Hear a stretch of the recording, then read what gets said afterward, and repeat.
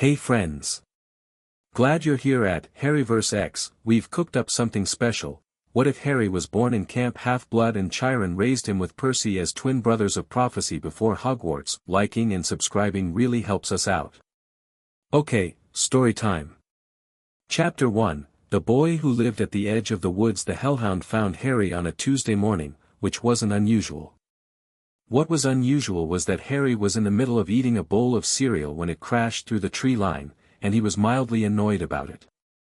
He set the bowl down on the wooden picnic table, grabbed the celestial bronze knife from his belt, the one Chiron had given him on his 8th birthday, handle wrapped in worn leather, and stood up. The hellhound was big, the size of a draft horse, black as a collapsed star, with eyes like twin furnaces. It had probably been drawn by the scent of new campers who'd arrived last week. That happened sometimes. The magical borders kept most monsters out, but hellhounds had a particular talent for finding gaps. It locked eyes with Harry. Harry pointed his knife at it. "Don't." The hellhound lunged. He sidestepped left, let it sail past him, felt the heat of its breath on his cheek, and drove the knife into its flank as it passed. The monster dissolved in a cascade of shadow and golden dust, the way they always did, and Harry stood in the sudden quiet with ichor on his sleeve and a half-eaten bowl of cereal getting cold behind him. "Nicely done," said Percy from the branch above him, dropping down with the easy grace of someone who'd been sitting there the whole time eating an apple. Harry turned around. "You were watching." "I was eating breakfast." "You were watching." Percy grinned. He was 13 now, lean and sea-glass-eyed, with dark hair that never quite laid flat and a habit of grinning at exactly the wrong moments. He landed beside Harry, looked at the golden dust settling into the grass, and took another bite of his apple. "You hesitated for like half a second." "I was processing." "Processing," Percy repeated, like it was the funniest word he'd ever heard. "I was in the middle of breakfast."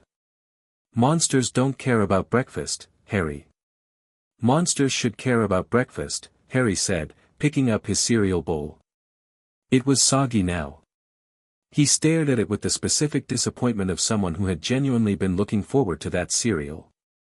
"It's a basic courtesy."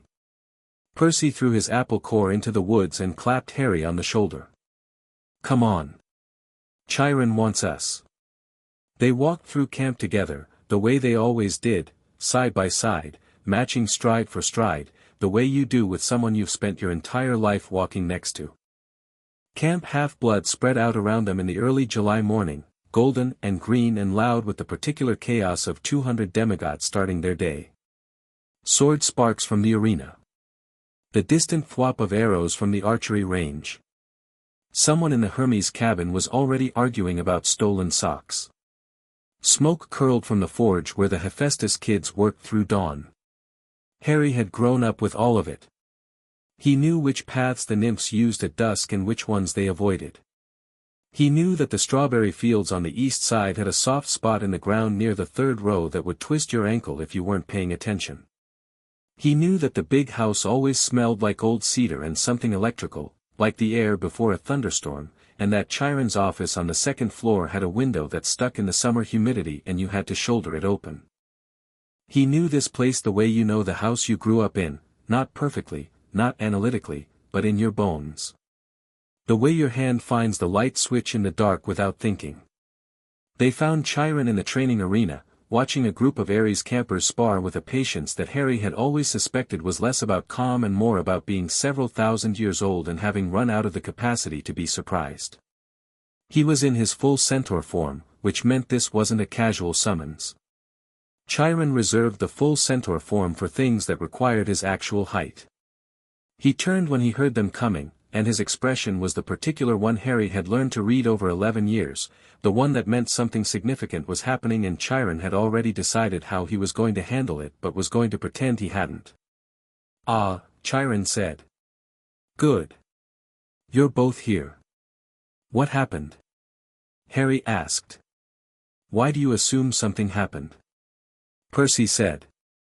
"He's doing the face," Harry said. Chiron did not dignify this by denying he had a face. There are visitors arriving this morning. From England. The word sat in the air for a moment. Percy looked at Harry. Harry looked at Chiron. There was a long history compressed into that triangle of glances, 11 years of a specific careful quiet that Chiron had always kept around certain topics, and Harry had always noticed but never pressed, because there had always been something else to learn, something else to fight, another monster at breakfast, another quest to plan. What kind of visitors? Harry said. The kind, Chiron said carefully, who have been looking for you for quite some time. Harry processed this the way he processed most things, quickly, without flinching, running the angles. Someone from England. Looking for him. He had known, in the abstract way you know things that haven't required your full attention yet, that he came from somewhere. He'd seen his name in Chiron's files once, years ago, by accident, Harry James Potter, and the surname had felt like a door he wasn't old enough to open yet. He hadn't pushed. He'd been 7. He'd had other things going on. He was 11 now. Okay, Harry said. Percy, who had clearly been expecting a bigger reaction, frowned. That's it? Okay. What else would I say? I don't know, maybe, who are they? Why are they here? What do they want? Normal questions, Harry. I'll ask them when they arrive, Harry said reasonably. Why ask Chiron to speculate when I can get primary sources? Chiron looked at him with the expression he sometimes wore that Harry privately thought of as the ancient sadness one, not pity exactly, more like watching something inevitable from a great distance. They'll be here within the hour, he said. I'd like you both to be present. Both of us? Percy said. Both of you. Percy and Harry exchanged another look. This one meant something different. It meant this is about him but I'm staying anyway and I know and I'd do the same. They didn't need to say it. They never really needed to say most things. That was the thing about growing up side by side. Language became optional. The hour passed the way hours did at camp, loudly, with 3 minor incidents and 1 small fire in the forge that turned out to be intentional. Harry went through his morning sword forms on the practice dummy nearest the big house, keeping one eye on the road that led down from the farmhouse boundary. Percy sat on the fence nearby with a book, which he held upside down for 20 minutes before Harry pointed it out and Percy flipped it right side up without any sign of embarrassment. It was a Tuesday in the first week of July, 6 days before Harry's birthday. He was mid-swing on a diagonal cut when he felt it, a ripple, like when the camp boarders registered something unusual. Not a monster. Something older. Something that moved through old magic the way large ships move through water, displacing it, leaving a wake. He lowered his sword. 2 figures came down the road from the farmhouse entrance. One was tall and ancient in the way that Chiron was ancient, though this one wore it in a human shape, long silver robes despite the July heat, half-moon spectacles, white beard that was doing more structural work than any beard reasonably should.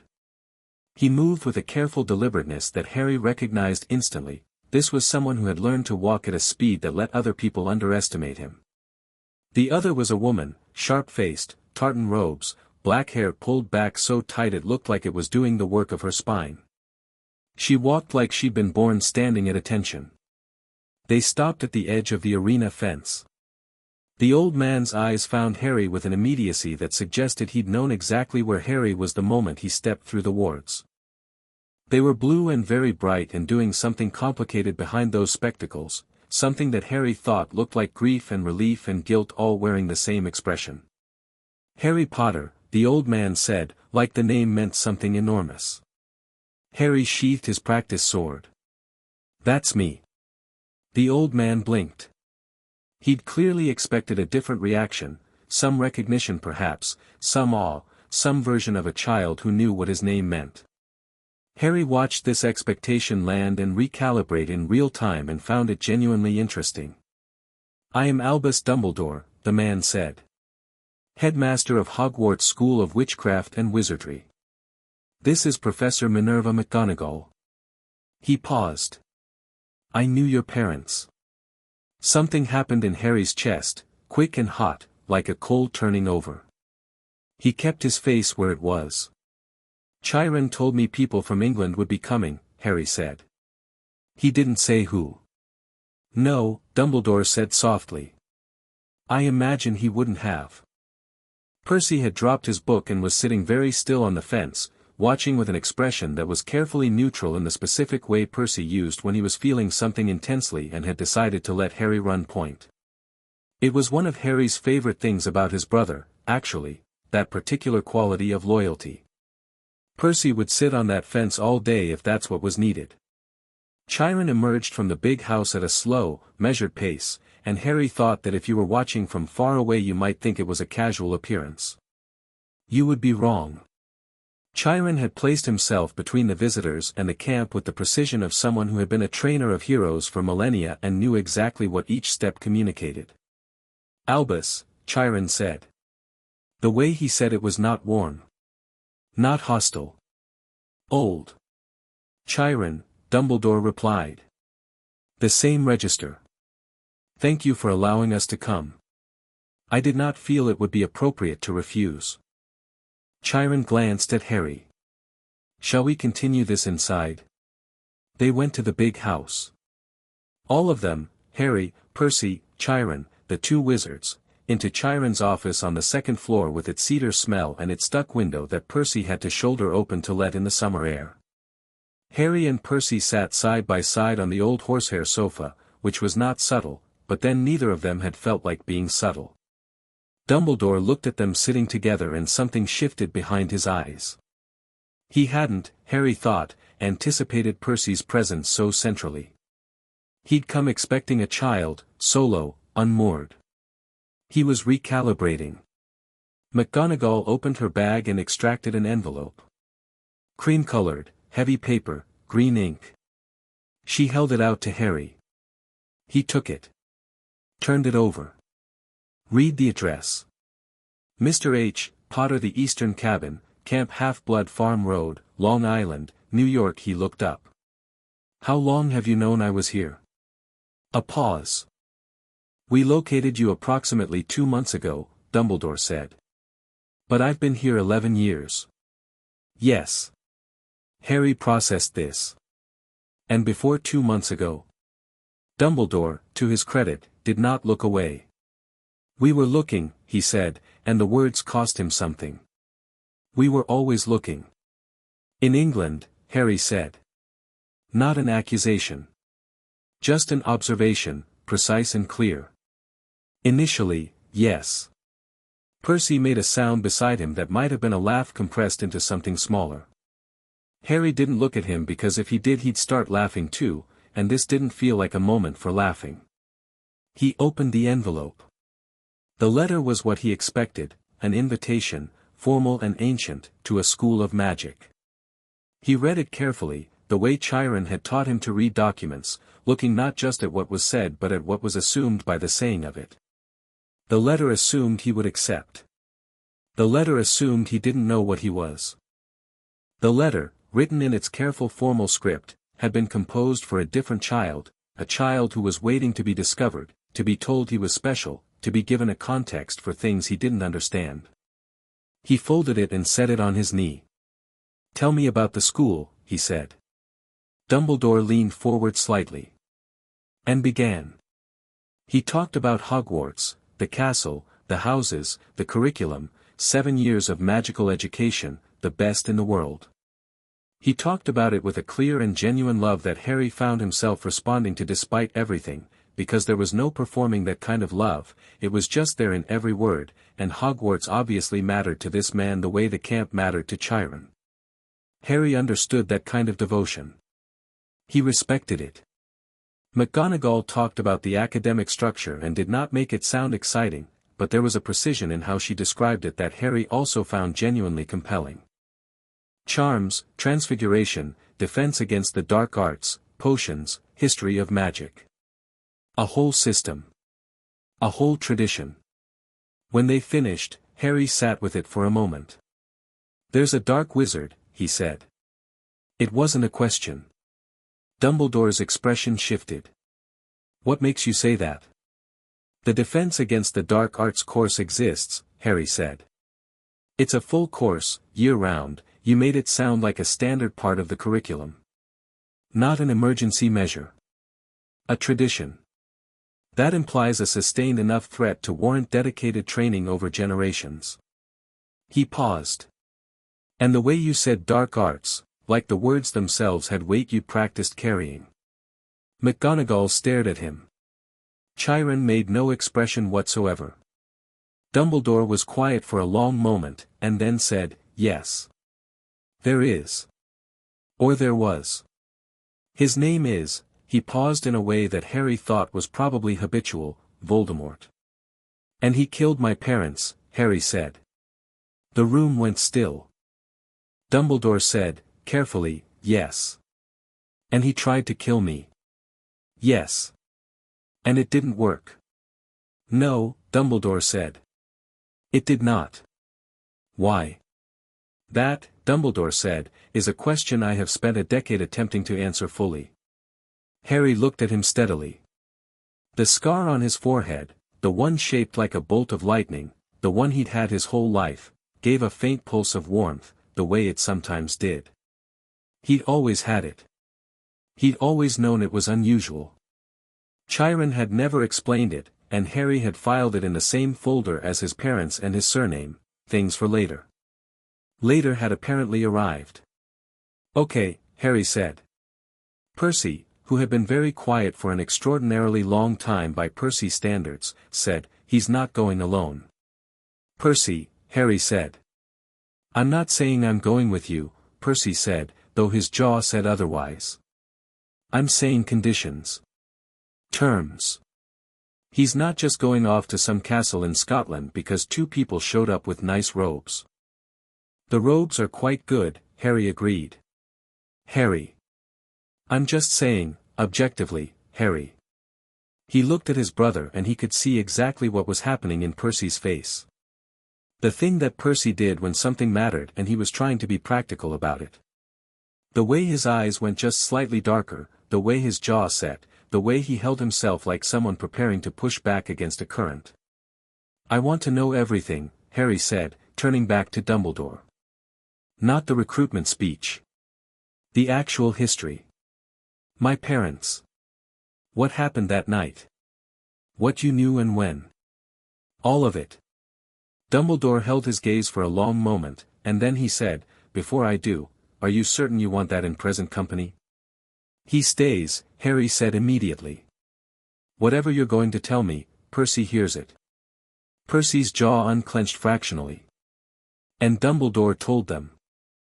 Not everything. Harry could feel the shape of the omissions, the places where the narrative curved around something unspoken, the pauses that lasted a half-beat too long.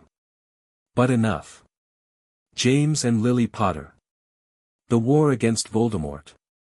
The prophecy. The word prophecy landed in Harry's chest like a stone into deep water, and he felt Percy go very still beside him.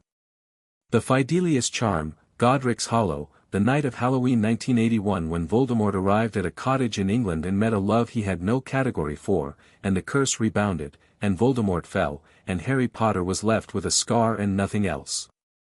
"I was going to send you to your mother's sister," Dumbledore said, quietly. "I had arranged it. But the Phoenix, my Phoenix, Fawkes, he took you instead. I don't know if it was his choice or someone else working through him. He brought you here." Chiron said, "He arrived on my doorstep at 3 in the morning, on the 1st of November, 1981. In a basket. With a note." "What did the note say?" Harry asked. "It said, he will need to be stronger than magic alone allows. Give him everything." The room was very quiet. Outside, distantly, the sounds of camp continued, swords, laughter, someone calling for a medic in the tone that meant minor injury and maximum drama. The summer morning carrying on without any awareness of the conversation happening in this cedar-smelling room. Harry sat with it. He sat with his parents' names. James, Lily. He turned them over in his mind and tried to feel something recognizable, something that matched the size of what they apparently were, and what he found instead was something quieter and more complicated, not grief exactly, because you couldn't grieve what you'd never known, but a kind of retroactive ache, the feeling of touching a scar on your own body and trying to remember the wound. "Do you have photographs?" he asked. Dumbledore reached into his robes and produced a small envelope, which he held out. Harry took it and looked inside. 3 photographs. Wizarding photographs, he'd learn later, but he didn't know that yet. He only saw that they moved, that the people in them were alive in a way photographs weren't supposed to be, and that the man with the messy dark hair and glasses grinned at him from the paper with an expression so like the one Harry saw in the mirror every morning that his breath caught. And the woman. Red hair, green eyes. Harry touched his own eyes briefly, an unconscious gesture, and looked away from the photograph. He put them back in the envelope and put the envelope in his jacket pocket without comment. Percy's hand landed on his shoulder, brief and firm, and left. "So," Harry said. "Hogwarts. You don't have to decide today," Dumbledore said. But his eyes said something different, and Harry filed that away. "I'll go," Harry said. "Harry," Percy started. "I want to," Harry said, and he met Percy's eyes and let him see that it was true. "I want to learn their kind of magic. I want to understand what happened to my parents. And," he paused, "if Voldemort is still out there in some form, I want to understand what I'm facing." He looked at Dumbledore. "I'm assuming he's still out there in some form." Another of those telling pauses. "We believe so." "Yes." "Right," Harry said. "Then I want to be at the place where that's going to matter most." He looked at McGonagall. "What do I need to buy?" McGonagall blinked at him rapidly, which Harry suspected was her version of being surprised. Then she produced a second envelope, the supply list, and handed it over with something that might, on a different face, have been a small smile. Dumbledore and McGonagall left an hour later, after tea that Chiron produced with a kind of pointed hospitality that left no room for extended lingering. When they were gone, the big house felt like it exhaled. Percy turned on Chiron the moment the door closed. "You knew," Percy said. It wasn't angry exactly. It was the tone Percy used when he'd been patient for a very long time and had just used the last of it. "You knew all of this. For 11 years. "Yes," Chiron said. "Why didn't you tell him?" "Because," Chiron said, and he looked at Harry with those ancient eyes, "he needed to be Harry first. Before he was the boy who lived. Before he was a Potter. Before he was anything the wizarding world needed him to be." He paused. He needed to be a child, and then a fighter, and then the person he chose to become. In that order. The rest could wait. Percy stood with this for a moment, working it over, and Harry could see him wanting to argue and finding no solid ground for it. "It was the right call," Harry said. Percy turned to him. "You can't just say that." "I can, because it was. Look at me, Percy." Harry gestured at himself, at the knife on his belt, at the camp beads on his wrist, at the very specific way he stood after 11 years of Chiron's training. "Look at who I am right now. Would I be this person if I'd grown up somewhere else, knowing all of that? Knowing what I was to that world?" He shook his head. "I'd have been someone's symbol from birth. I'd have been raised for a purpose someone else chose." He looked at Chiron. "You gave me a choice instead." Chiron said nothing. His expression did the ancient sadness thing again, but there was something else in it now, something that Harry thought might be pride. "I still don't like it," Percy muttered. "You don't have to like it," Harry said. "You have to deal with it. I hate when you're reasonable." "I know." They walked down to the beach after that, the way they did when things needed to settle. The Long Island Sound in July, green-blue and moving, the sky enormous above it. Percy sat on the rocks and put his feet in the water, which immediately calmed around him in the specific way water did around Percy, like it recognized him, like it was happy. Harry sat beside him and watched the horizon and thought about photographs that moved and a woman with red hair and green eyes. "Tell me what you're actually feeling," Percy said.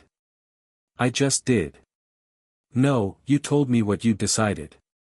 That's different. Harry picked up a flat stone and turned it in his fingers. It's strange, he said. Knowing their names. Having he paused, a lineage.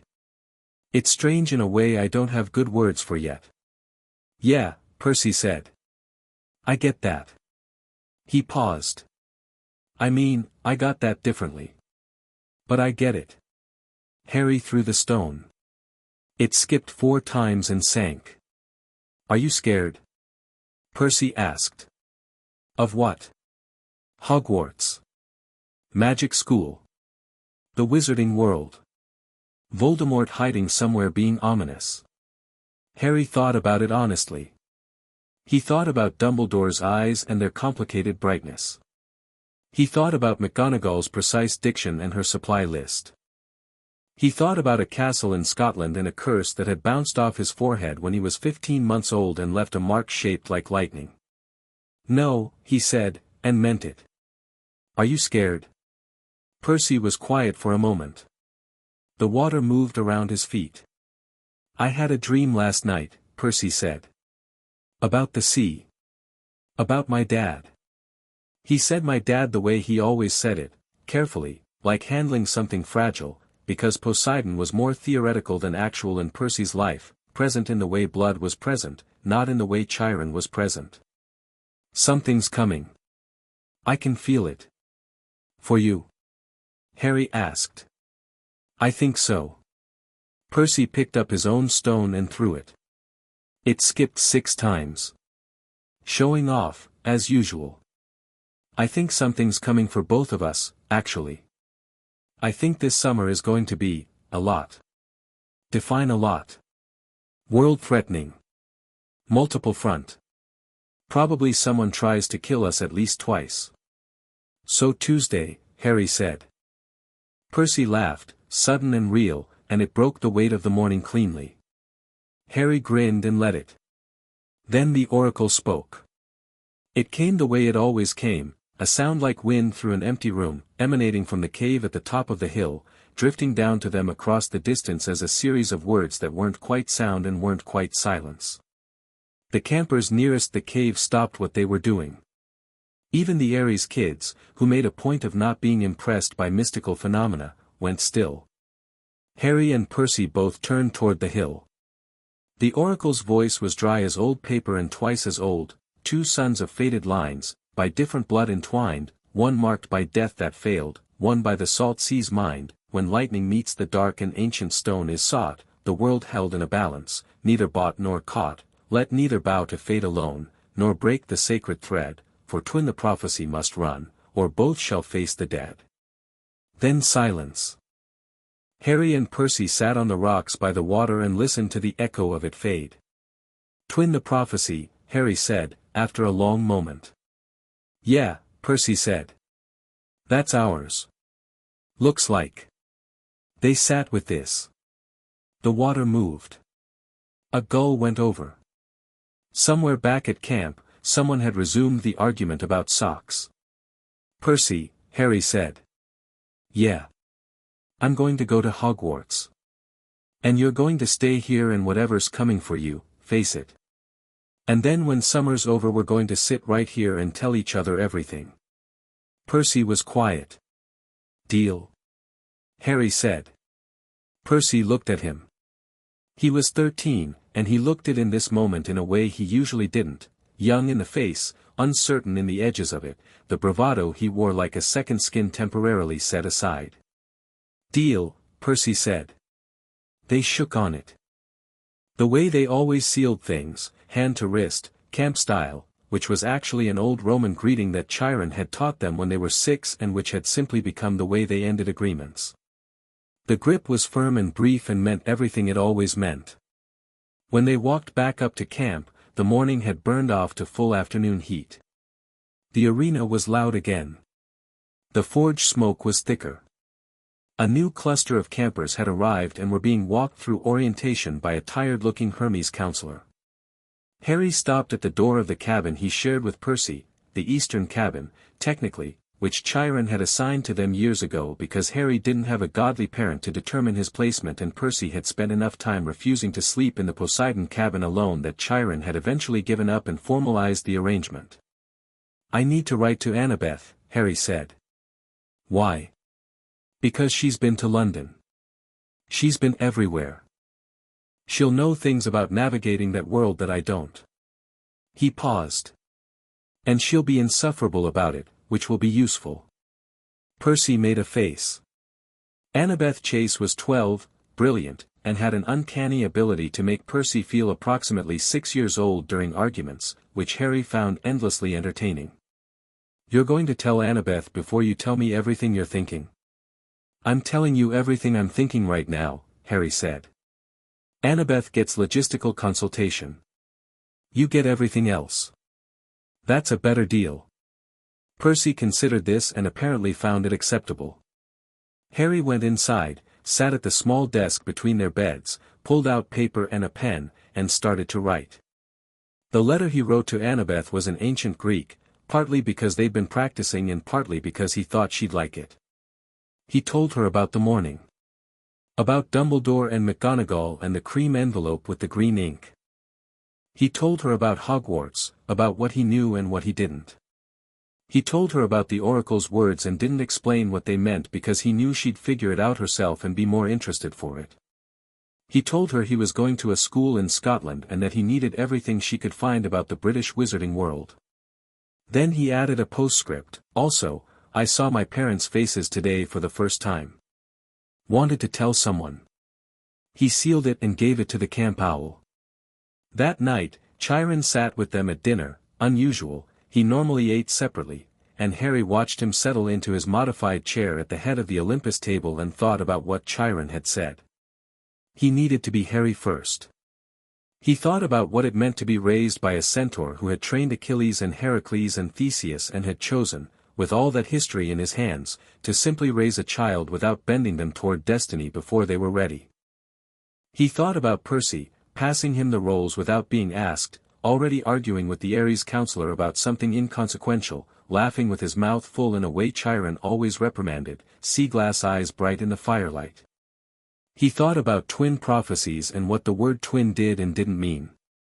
After dinner, when the fire was lower and the camp was settling into the particular nighttime hum that Harry had slept beside his whole life, he took out the envelope with the photographs. Looked at his father's face again, the grin, the glasses, the wild hair. Looked at his mother's eyes that were his eyes. Percy dropped onto the grass beside him. Didn't say anything. Looked at the photos for a moment, then looked away, giving Harry the privacy of his own silence. The sky over Long Island was thick with stars. The Long Island Sound murmured at the bottom of the hill. Somewhere in the woods, something large and probably mythological was moving through the dark, and the camp boarders held it out, and in here was safe, and Harry had grown up knowing the difference between here and out there more precisely than most people ever would. He was 6 days from his 11th birthday. He was, for 6 more days, just Harry. He put the photographs away carefully, tucked them in the breast pocket of his jacket, next to his heart, not because it was sentimental but because it was the most secure location and he wasn't ready for them to exist outside of himself yet. "You going to be okay?" Percy asked. "I'm always okay," Harry said. "That's not what I asked." Harry looked at the stars. Found Orion, the way Chiron had taught him. Found Cassiopeia. Found the bear. "Ask me again in September," he said. "When I know what I'm dealing with." Percy nodded. This was acceptable to him. They sat together on the grass in the dark while the camp breathed around them and something enormous and still unnamed gathered itself at the edges of the summer, and the prophecy settled into both of them like a stone into deep water, sinking toward a floor that neither of them could see yet. But they were both strong swimmers. That helped. Chapter 2, Platform 9 3/4 has never seen anyone like this. King's Cross Station at 11 in the morning on the 1st of September was exactly as chaotic as Harry had been warned it would be, and Harry had been warned by Annabeth Chase, who had once described the London Underground as organized entropy with worse lighting, so the bar had been set accordingly. He stood in the main concourse with a trolley, an owl, and 11 years of camp half-blood in his posture, and watched the crowd move around him with the calm of someone who had learned to read threat levels in open spaces before he'd learned to read books. The crowd was mostly ordinary, the particular British ordinary of people in summer clothes going about their Tuesday business, trailing luggage and coffee cups, paying attention to phones and departures boards and not at all to the boy with the lightning bolt scar and the owl in the cage on his trolley. The owl was a gift from Chiron. Pure white, larger than she had any right to be, with eyes the color of old amber. She was currently staring at a businessman's toupee with an expression of deep philosophical offense. "I know," Harry told her. She clicked her beak.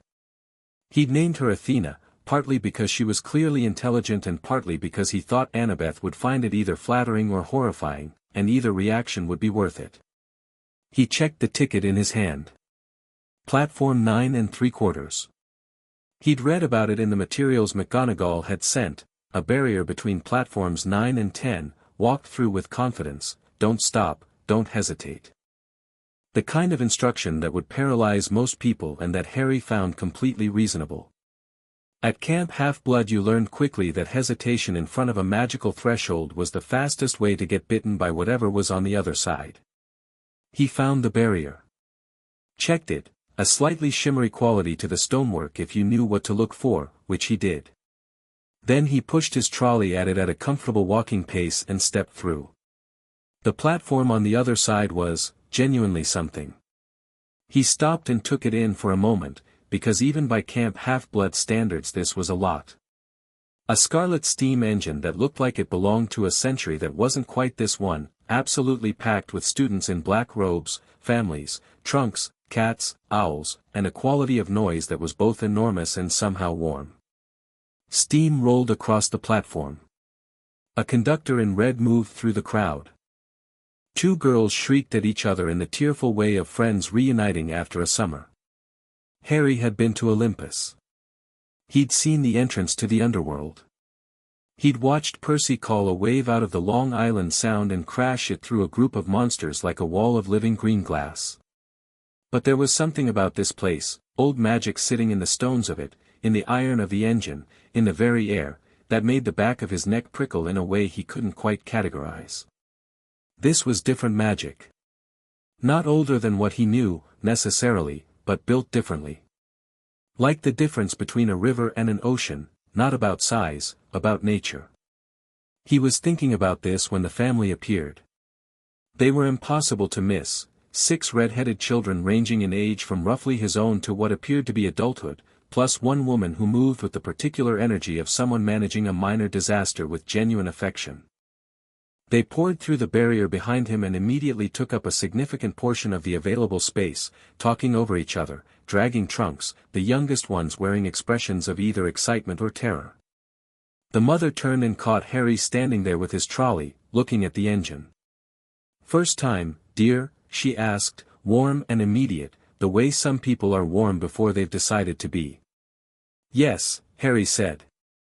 "Oh, don't worry, it's not half as confusing as it looks." She gestured at the engine. "You just load your trunk in the first available compartment and find a seat. The feast is at Hogwarts once you arrive. Do you know your house yet?" "No, of course not, they sort at school, silly of me." She was already moving, organizing children with the efficient warmth of someone who'd done this many times. "I'm Molly Weasley. These are my children, that's Fred and George there, they're in 3rd year, don't believe anything they tell you, hey," said Fred. "Sound advice honestly," said George. "And Percy is in 5th, and Ron's starting this year same as you." She pulled the youngest boy forward, freckled and tall for his age, with a smudge of something on his nose that he clearly didn't know was there. Ron Weasley looked at Harry with the uncomplicated openness of someone who hadn't yet learned to perform his reactions. "Ron, this is," she paused, looking at Harry, realizing she hadn't gotten a name. "Harry," Harry said. Ron's eyes went to Harry's forehead, where the fringe of dark hair didn't quite cover the scar. His eyes widened with a specific kind of recognition. "Harry Potter?" Ron said. "That's the one." Ron stared at him. Then, because he was apparently the kind of person whose mouth worked independently of his brain, said, "Bloody hell." "Ron," said his mother. "Sorry, Mum, but..." Ron looked at Harry with an expression that was trying very hard to be casual and achieving approximately 0% of its goal. "I mean... people say," he stopped. "Started again. Are you really, the scar's real, if that's what you're asking," Harry said pleasantly. "I've had it my whole life. Don't remember getting it." "Right," Ron said. "Right, yeah." He was still staring. Then, with visible effort, he pulled himself together. "Sorry. I'm not being weird." "You're being a little weird," Harry said. "Yeah," Ron admitted. "Bit." Harry smiled, and it was apparently the right response because Ron relaxed about 2 degrees and his mother made a sound of approval that probably meant she liked that Harry hadn't made her son feel worse about it. Harry filed Mrs. Weasley away immediately, warm, perceptive, organized, and filed Ron Weasley as genuine, which was the thing Harry valued above most else. Genuine people were rare and worth knowing. They loaded onto the train together in the comfortable chaos of the Weasley family's orbit, which Harry found he didn't mind at all. It reminded him, in structure if not in specifics, of the cabin clusters at camp, the particular noise of people who knew each other deeply and argued as a love language. Fred and George Weasley fell into step on either side of Harry for approximately 30 seconds. "So," said Fred. "Harry Potter," said George. "Legend has it," said Fred. "You once defeated a Dark Lord," said George. "At 15 months old," said Fred. "Without a wand," said George. "Impressive," they said together. "I was a baby," Harry said. "I didn't do it on purpose." "Modest," Fred told George. "I like him," George told Fred. They disappeared into a compartment with the ease of people who had already accomplished their objective, and Harry stared after them for a moment before deciding that he also liked them. He found a compartment with Ron, who was clearly trying to figure out how to interact with someone famous while also being a normal person, and for the first couple of minutes it was slightly awkward in the way things are slightly awkward when one person keeps accidentally starting to say something and then stopping. Harry, who was comfortable with silence, let him work through it. The train pulled out of King's Cross with a lurch and a great outpouring of steam, and London began sliding past the windows, bridges, the river, towers giving way to streets giving way to suburbs giving way to countryside, and Harry felt the city release him the way places do when you leave them, and something underneath that release was the awareness that he was moving away from the life he knew and towards something he'd chosen, which was different from the life he knew in almost every way. "You don't go to school in England?" Ron ventured, when the city was gone and the countryside had taken over, green and rolling. "No. I grew up in New York." "America," Ron said, and it had the tone of someone encountering an exotic country. Is the magic different there?" "The magic I grew up with isn't quite the same as what you'd know," Harry said, which was true and also not a complete answer, which was fine. He wasn't hiding anything exactly. He was just choosing which parts to introduce first. "What do you mean?" Ron asked. "I grew up around a different kind of magic. Greek mythology, mostly. Monsters, divine power, old stories that turn out to be literal." He paused, watching Ron's face. "Have you ever met a centaur?" Ron blinked. "Like, actual centaur?" "My guardian. He raised me." Ron stared at him with an expression that cycled rapidly through several distinct reactions. "Right," he finally said. "So you've had an unusual upbringing." "Slightly, yes." "Did you know about," Ron gestured vaguely, "all this? Hogwarts, wizards, magic?" "I knew I was magical. I didn't know about this particular version of it until about 2 months ago." 2 months, Ron repeated. "And you're just fine with it?" Harry thought about this honestly. "It's not so different from learning about a new monster classification," he said.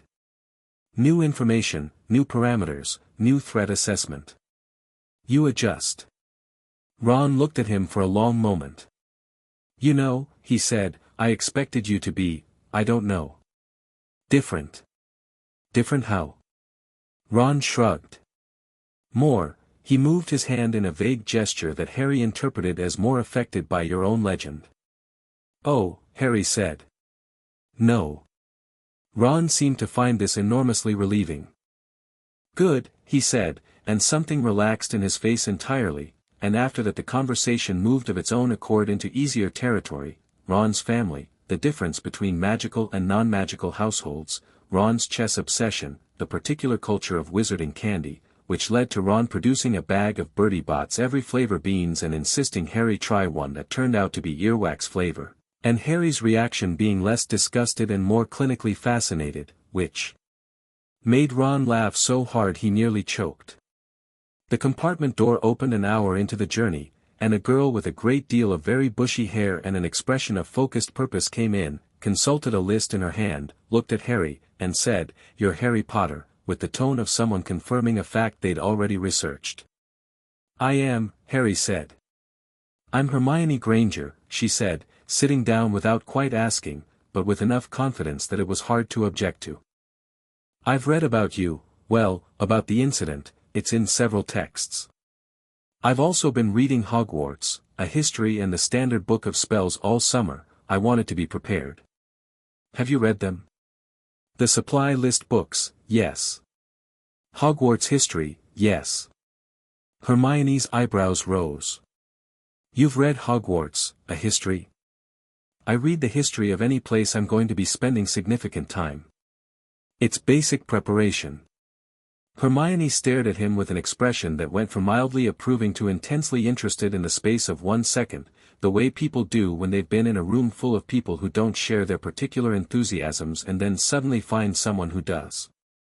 Harry recognized it because he'd seen it before, mostly on Annabeth's face.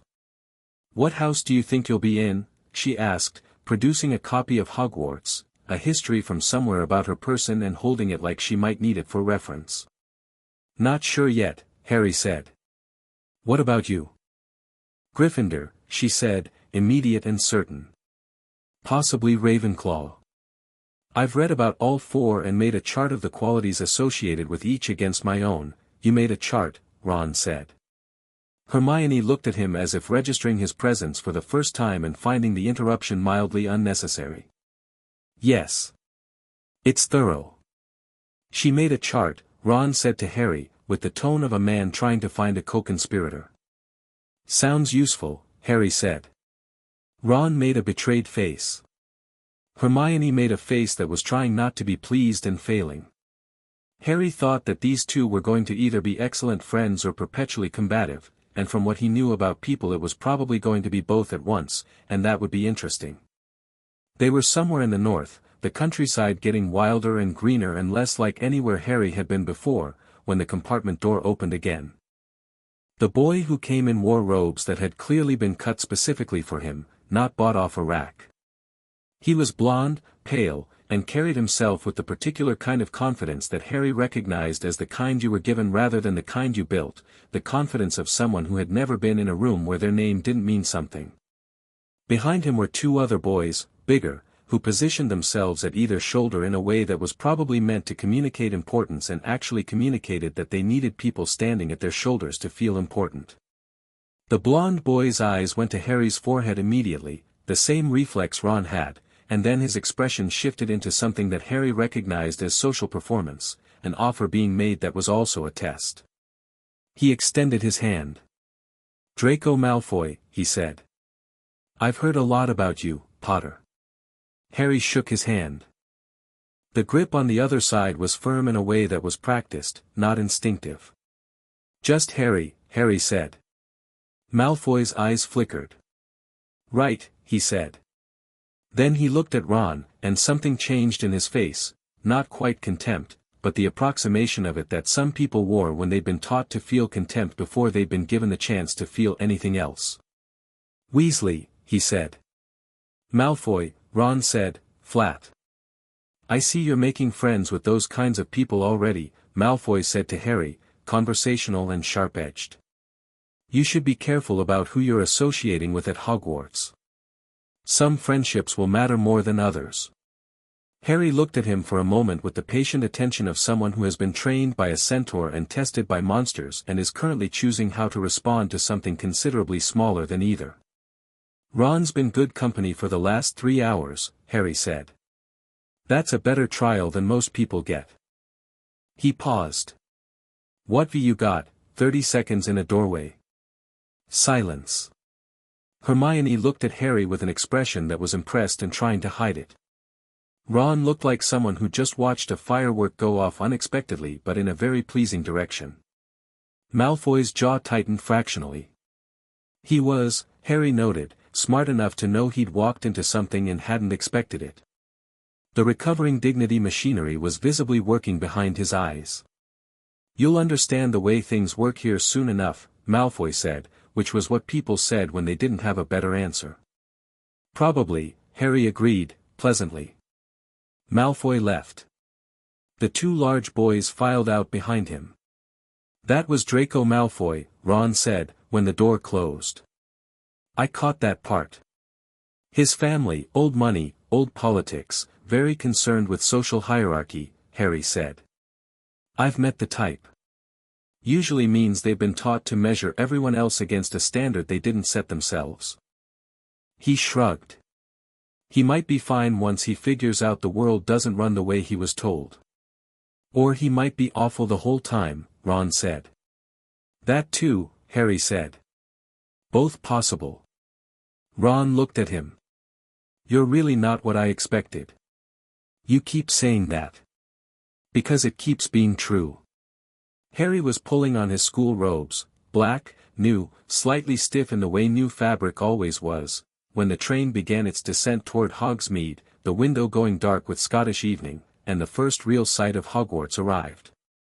He saw it through the window, towers and battlements and lit windows and a lake that caught the last of the light and held it, the whole thing built into and out of the hillside like it had grown there rather than been constructed, ancient and enormous and lit from within by something that wasn't quite firelight. It sat on its hill the way old things sat, like it had decided to be there and would continue to decide this indefinitely and cared very little for anything's opinion on the matter. Harry looked at it for a long time. Okay, he thought. Okay then. The boats across the lake were cold and quiet and smelled of the particular water of Scottish lochs, different from the Long Island Sound in the way all water was different if you paid attention, which Harry did. Around him the other first years were doing the specific kind of silence that meant they were all feeling something large and trying to keep it private. The enormous figure rowing the lead boat was already known to Harry from his research, Hagrid, half-giant, keeper of keys, clearly a man who felt things with his whole chest. He'd been watching Harry with an expression of barely contained emotion since King's Cross. "You've got your mother's eyes," Hagrid said to Harry quietly, as their boat neared the castle, the words rough and careful. "And, your dad's hair." He looked away quickly, the way people did when they were embarrassed by their own feelings. "Thank you," Harry said, and meant it simply, because this was another person who'd known them, and every piece of them he could collect mattered. Hagrid's hands tightened on the oars. The Great Hall it was a lot. Harry stood in it with the other first years and did a full assessment in about 4 seconds, the way Chiron had taught him, and what he catalogued was, for long tables, house divisions, approximately 400 students, staff table at the front, ceiling bewitched to show the night sky, torchlight, a general smell of old stone and warm food, and roughly 370 pairs of eyes currently aimed at the cluster of 11-year-olds near the doors, with a disproportionate percentage of them aimed specifically at him. He'd been looked at before. He was a face at Camp Half-Blood, and at Camp Half-Blood people knew what he could do, which meant the looking had substance to it. This was different, this was people looking at a name, a story, a piece of mythology they'd grown up with, and trying to resolve it into a human being in front of them. The resolution was clearly not coming easily. He was still thinking about this when Professor McGonagall directed the first years to a stool at the front of the hall, where a battered, ancient hat sat, and told them it would be placed on their heads and they'd be sorted. A hat, Harry thought. A sentient hat. Okay. He watched the sorting with the professional attention of someone assessing a system. The hat went on each student's head, paused for varying lengths of time, and shouted a house name. Patterns: confident, aggressive students went to Gryffindor or Slytherin. Clever, contained students went to Ravenclaw. Steady, reliable ones to Hufflepuff. But there were exceptions. The system wasn't algorithmic, it was responsive, and that made it more interesting. Potter, Harry.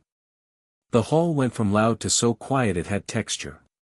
He walked to the stool and sat down, and McGonagall placed the hat on his head, and the brim dropped over his eyes, and the hall disappeared. Then the hat spoke, directly into his mind, and it did not sound like he'd expected. It sounded old and curious and genuinely surprised, the surprise of something that had seen 1100 years of students and had just encountered something that didn't fit any of its established categories. "Well," said the hat. "This is unusual." Harry waited. "I've had 11 centuries of students. Thousands of minds. And very few of them have sat down already knowing what they are." A pause, the hat sorting through him in a way that wasn't uncomfortable but was certainly thorough. "You're not trying to impress me. You're not anxious. You're not hoping." Another pause. "You're just here." That's generally accurate, Harry thought back. "Remarkable," the hat said, and it sounded like it meant it. "There's plenty of intelligence here. Ravenclaw would claim you without hesitation. Your knowledge base at 11 years old is genuinely extraordinary." A beat. "There's also something that Slytherin would find very compelling. Not ambition exactly, but self-direction. You know what you want and you're not apologizing for it. Is that Slytherin? Among other things. But no, there's something here that those houses don't quite account for." The hat moved through him like wine through a room, touching everything. "You've been trained for courage, but that's not what makes you Gryffindor material. Any house can train courage. What makes Gryffindors is the particular quality of choosing to move toward the thing you're afraid of when it would be perfectly reasonable not to." A pause. "And you do that, don't you? Not because you're not afraid. Because you've decided that fear doesn't get a vote." Harry thought about hellhounds at breakfast. About sitting with Percy on the rocks while an oracle spoke the shape of his future. About choosing Hogwarts when he could have stayed at camp. "Yes," he thought. "And there's love," the hat said, quieter. "Not soft love. The kind that holds weight. The kind that trains for years to protect something and doesn't need to announce it." A pause. "Gryffindor values it, you know. More than the stories say. It's not really about bravery at all, it's about what you'd be brave for." "My brother," Harry thought, simply. The hat was quiet for a moment. "Gryffindor." It shouted. The Gryffindor table erupted. Harry handed the hat back, stepped off the stool, and walked toward the red and gold side of the hall through a wave of noise that he let pass over him the way he let most waves pass. He sat down next to a 7th year who immediately clapped him on the back hard enough to mean something, and across the table from a girl named Lavender Brown who was looking at him like he was a particularly interesting specimen, and 2 seats down from where Hermione Granger was already sitting, sorted moments after him, radiating satisfaction. Ron ended up across from him. He'd been made Gryffindor too, with a speed that suggested the hat had taken about 4 seconds. He grinned at Harry across the table, and it was the grin of someone who is glad about exactly where he is, uncomplicated and complete. Harry ate, and listened, and observed. He was cataloguing the staff table with the particular attention he always paid to adults in authority when his scar moved. Not pain exactly, more like pressure, directional, the way you feel wind from a specific source. He traced it without changing his expression, running it back to its source the way Chiron had taught him to track things. The defense against the dark arts professor. Quirinus Quirrell. He'd read the name on the staff list. A thin man with a prominent turban, nervous hands, a quality of constant slight tremor that might be anxiety or might be something else. As Harry watched, Quirrell lifted his eyes from his plate and looked directly at Harry across the hall, and the pressure in Harry's scar sharpened. Their eyes met. Quirrell smiled. The smile was wrong. Not in a way you could point at, not too wide, not too sharp, not performing anything obviously false. But Harry had grown up around creatures that wore shapes that didn't quite fit them, and the wrongness was the same wrongness, something inhabiting a body like a hand in a glove, pressing against the seams. He looked away. Filed it. Let the feast continue.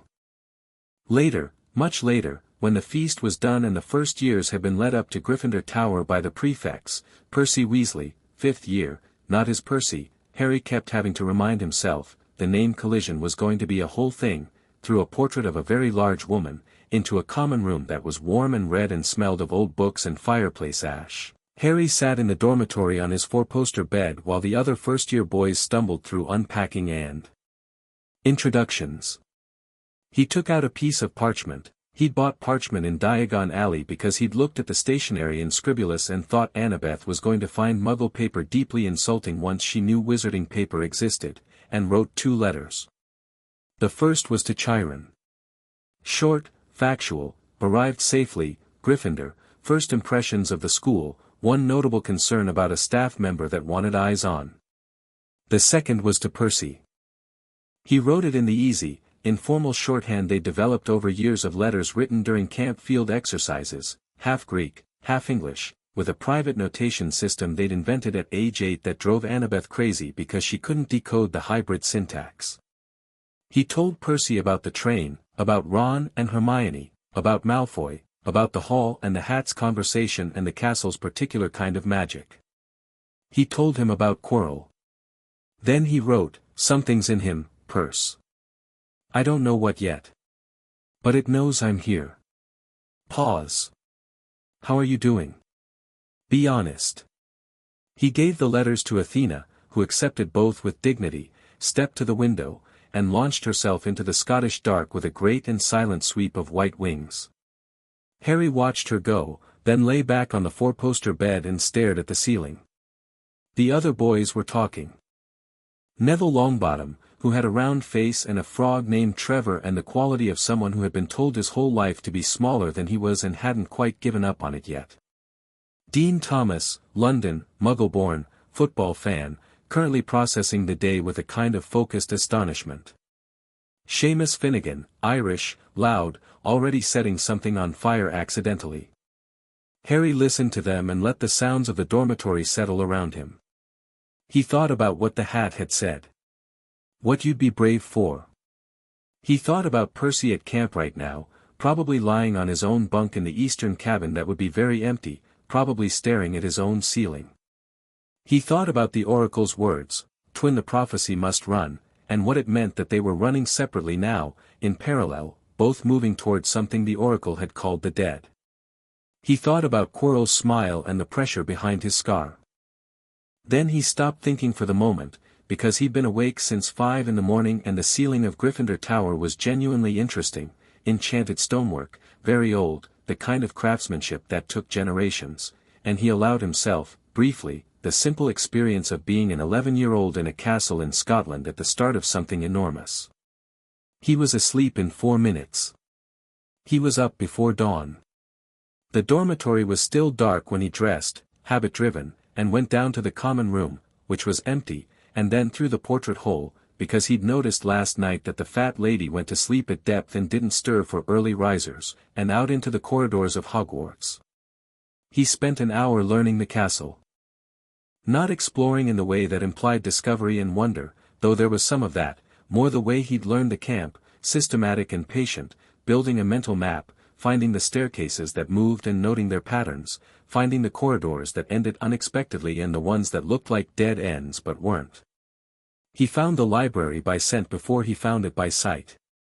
He found the third-floor corridor by accident, and stood in front of the door that had a very specific kind of locked quality to it, not just mechanically locked but magically sealed in a layered way, and he looked at it for a long moment and did not try to open it. Not yet.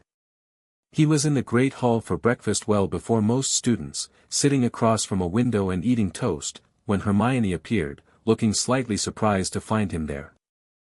"You're up early," she said. "So are you." "I've been in the library," she said, sitting down and producing a notebook. "Did you know the history of magic curriculum in second year covers the Goblin Rebellions but barely touches the Centaur Wars of the 15th century? It's a significant omission considering the Centaur population in, I had a tutor who covered that," Harry said. Hermione looked up from her notebook with the same intensely interested expression as yesterday, except more concentrated. "Your Centaur guardian?" "Chiron." "Yes. Chiron," she repeated. "As in, the actual one, yes." The notebook dropped slightly as Hermione recalibrated. "The Chiron. The immortal centaur who tutored Achilles. And Heracles, and Theseus, and various others," Harry said. "Also me, which I'm aware is slightly different in scale. He spent 11 years teaching me. He's thorough." Hermione stared at him. Then said, in a slightly different voice, the voice of someone who has spent their whole life being the smartest person in any room they're in and has just had that dynamic become genuinely uncertain, "What did he teach you?" "Combat. Languages, Latin, ancient Greek, several monster dialects. History, both classical and mythological, which it turns out is the same thing. Strategy, field medicine, navigation, threat assessment. Mythology as a living practice rather than an academic discipline." He paused. "Some wrestling." He was very insistent about the wrestling. Hermione's mouth was slightly open. It closed. Then she said, with dignity, "I made a chart comparing estimated first-year curriculum difficulty with preparation time required." "How'd I do on your chart?" Harry asked. "I hadn't accounted for your specific situation," she said. "I'll need to redo the relevant sections." Harry smiled. "Do you want to know what I found useful about the textbooks?" She opened her notebook again with the focused energy of someone who has just decided that the person across from them is potentially the most interesting thing she's encountered, and Harry told her, and the conversation ran past the arrival of the other students, past Ron dropping into the seat beside Harry with a piece of toast and the particular ease of someone who'd already decided a friendship existed and was simply inhabiting it, and through the appearance of the morning mail, which arrived in a great wave of owls. Athena landed on the table in front of Harry and dropped a letter, then stole a piece of his toast with an expression of complete entitlement. Harry read the letter under the table while Ron and Hermione argued about whether it was fair to judge a textbook by its title. Percy's handwriting, messy and aggressive, pressing hard enough on the parchment that Harry could feel the intention behind each word. "Bro. A turban. He's hiding something under a turban. Think about what smells wrong to monsters and then think about what a turban could be covering. I'm not saying I'm right, but I'm also saying I'm right. Here, things are weird. I dreamed about the sea again. Zeus's lightning bolt. Dad's trident. I don't know what it means yet, but Chiron is doing the face. Stay sharp. Trust your scar. And don't let any old men feed you lines about the greater good without asking who's greater good. Your brother." Harry read it twice. Then he read the bit about the turban again. He folded the letter and looked across the hall at Quirrell, who was eating breakfast with the same nervous, tremoring quality as last night. The turban sat on his head like an announcement. "What smells wrong to monsters?" Harry thought about hellhounds and the heat of their breath. He thought about the back of his neck. He thought about the locked door on the 3rd floor and whatever was behind it. He thought about what a man might hide under a turban, in the back of his head, where you couldn't see it face to face. "Harry?" Ron said. "Sorry," Harry said. Thinking. "Bad news?" Ron nodded at the folded letter. "No. Good advice." Harry pocketed it and reached for his pumpkin juice.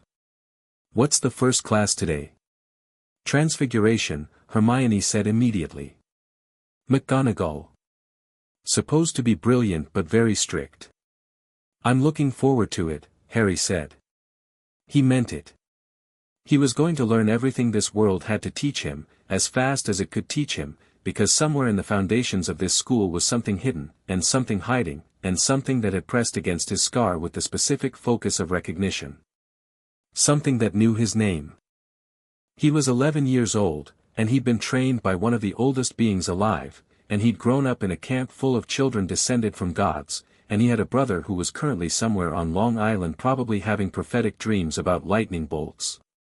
He was not afraid. He was ready. He drank his pumpkin juice. The morning light came through the great hall windows in long slanted columns, catching the dust in the air and making it gold, and the castle around him breathed the slow breath of something that had been alive for 1,000 years and intended to keep going, and Harry felt it in the stones beneath his feet and the air in his lungs, and thought, yes. This is mine too. This part of the story. This world and what it costs. And he reached across the table and stole his toast back from Athena, who gave him a look of profound moral disappointment. Smart owl, Hermione observed. She's named after a goddess, Harry said. Which one? The goddess of wisdom. Hermione looked at Athena. Athena looked back at Hermione with the calm, ancient judgment of owls everywhere. She seems like she deserves it, Hermione said. Don't tell her that, Harry said. She'll get insufferable. Athena stole the toast again. Chapter 3, 2 Prophecies, 1 Scar. The thing about Hogwarts magic, Harry decided after 2 weeks, was that it was conversational. Camp half-blood magic, the divine kind, the monster kind, the old Greek machinery of fate and power, was declarative. It spoke in absolutes. You were the child of a god or you weren't. The monster attacked or it didn't. The prophecy said what it said and the universe arranged itself accordingly, whether you liked it or not. It was magic that didn't particularly care about your feelings. Hogwarts magic asked questions. A wand was a question between the witch or wizard and the magic itself. Are you ready? Are you precise enough? Do you mean this? Spells required intent, not just words, and the intent had to be specific, which meant the magic was always checking whether you actually knew what you wanted. Transfiguration, McGonagall's domain, was essentially a continuous philosophical argument between the caster and reality about the nature of objects. Charms were negotiations. Harry found this extraordinary. He sat in charms on a Thursday morning with his wand, 11 inches, holly, phoenix feather, which the wandmaker Ollivander had handed him in Diagon Alley with an expression that was equal parts professional satisfaction and private concern, and practiced the levitation charm that Professor Flitwick had just demonstrated, and felt the spell as a question the wand was asking the feather and thought yes, I mean it, up, and the feather went up on the second try, smooth and immediate. Across the table, Ron was on his 7th attempt, muttering the incantation with increasing force as if volume would fix the issue. The feather was unimpressed. Hermione, next to him, had gotten it on her first try and was now reading ahead in the textbook with the focused contentment of someone for whom things going to plan was a basic expectation of existence. Your wrist, Harry said to Ron. Ron looked at him. What? Your wrist movement. You're snapping it on the Levi, when it needs to be on the OSA. Try it slower. Ron tried it slower. The feather wobbled, rose 6 inches, and stayed there for a full 3 seconds before drifting back down. There, Harry said. How did you? Ron started. I watch things, Harry said simply. Flitwick squeaked approval from somewhere below table height and moved on. Ron looked at his feather with an expression that was part triumph and part the specific embarrassment of being shown something obvious. Harry let it pass without comment, which he'd learned was the correct move with Ron. Ron didn't need acknowledgement of his stumbles, he needed someone to hand him the next handrail and keep moving. He liked Ron Weasley. Had decided this firmly by the end of the first week and had not revised the assessment since. There was something genuine about Ron that went all the way down, his irritation was real, his humor was real, his uncertainty was real, and his loyalty, which was already showing its edges, was completely real. Harry had grown up around Percy, who was all of those things with the volume turned up, and the similarity in type if not in degree made Ron easy to read. Hermione was different. Hermione's realness was compressed. You had to look past the performance of competence to find it, the performed competence being a shell that she'd built not out of arrogance but out of the specific self-protection of someone who'd been told their whole life that being clever was enough and had only recently started to suspect it wasn't. Harry found her fascinating in the way he found most complicated things fascinating, which was to say he wanted to understand the system. He was thinking about this when the owl arrived. Athena came through the charms classroom window during the last 10 minutes of the lesson with the dramatic timing that Harry had come to accept was simply her personality, landed on his desk, and deposited a letter with an expression that suggested she'd flown at speed and wanted recognition for it. The letter was in Greek. Annabeth's handwriting, neat, architectural, each letter formed with the precision of someone who had been practicing since age 7 because Greek was worth doing correctly. He read it under his textbook while Flitwick talked. "Harry, I asked around. Carefully, I'm not an idiot, before you say anything. The British wizarding world is more isolated than you'd think. They've been operating in near total secrecy from both Muggle and mythological communities for centuries. This is relevant because it means their threat assessments are narrow. They're good at fighting each other and bad at recognizing things that come from outside their category system. Voldemort, I found references to him in some of the older magical scholarship. He was obsessed with immortality. That's your thread. Anyone obsessed with immortality is always looking for an object, a ritual, or a vessel. He failed to kill you and disappeared. He didn't die. Which means one of those three. Also, I've been doing research on what your scar might actually be. I have a theory. I don't want to write it in a letter. Ask Chiron if he's heard of Horcruxes. Watch his face when you ask. Camp is fine. Percy is being ominous and trying to pretend he isn't, which as you know is his least convincing mode. Something about the lightning thief prophecy is moving. Stay sharp. Tell me about the castle. Every detail. APS. You named your owl Athena. I'm choosing to be flattered rather than horrified. You're welcome. Harry folded the letter. Horcruxes. He didn't know the word. He turned it over in his mind and felt the shape of it, hor, from the Latin perhaps, something about time or limit, and couldn't quite resolve it. He'd ask Chiron tonight. He also filed Annabeth's observation about Voldemort's immortality obsession next to Percy's letter about the turban, and next to his own 2 weeks of watching Quirrell move through the school, and he looked at the three things together and felt the shape of a pattern he didn't have enough pieces for yet. He was patient. He had time. He thought this until Saturday morning, when the patience became somewhat academic. He was in the library. He'd been spending mornings in the library when camp habit woke him before anyone else, working through the restricted section's less restricted shelves, building a map of wizarding magical theory to lay against what he knew from Chiron's teaching, when he found the mirror. He hadn't been looking for it. He'd been looking for anything on dark magic containment, which was proving to be a topic the Hogwarts library was cagey about in ways that were themselves informative, and he'd taken a wrong corridor, pushed through a tapestry he thought was hiding a shortcut, and walked into a large, cold, unused classroom at the end of a passage that smelled of chalk and old candle wax. The mirror of Eriste stood against the far wall. It was enormous. Taller than anything reasonably needed to be, with a frame that was elaborate in a way that had gone past decorative into something more like narrative, figures carved into the gold, scenes that might have been mythological or might have been personal, worn to illegibility by age.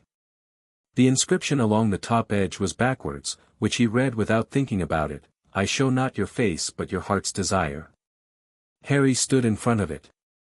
He'd been prepared for a lot of things.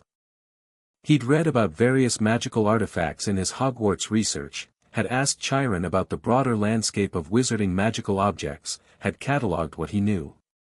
He had not read about this specifically. What he saw in the mirror was not what he expected. He'd half expected his parents, honestly. He'd been carrying their photographs in his breast pocket for 2 months and looking at them before sleep, and there was a part of him that was still learning to feel what they represented, still finding the edges of that specific absence.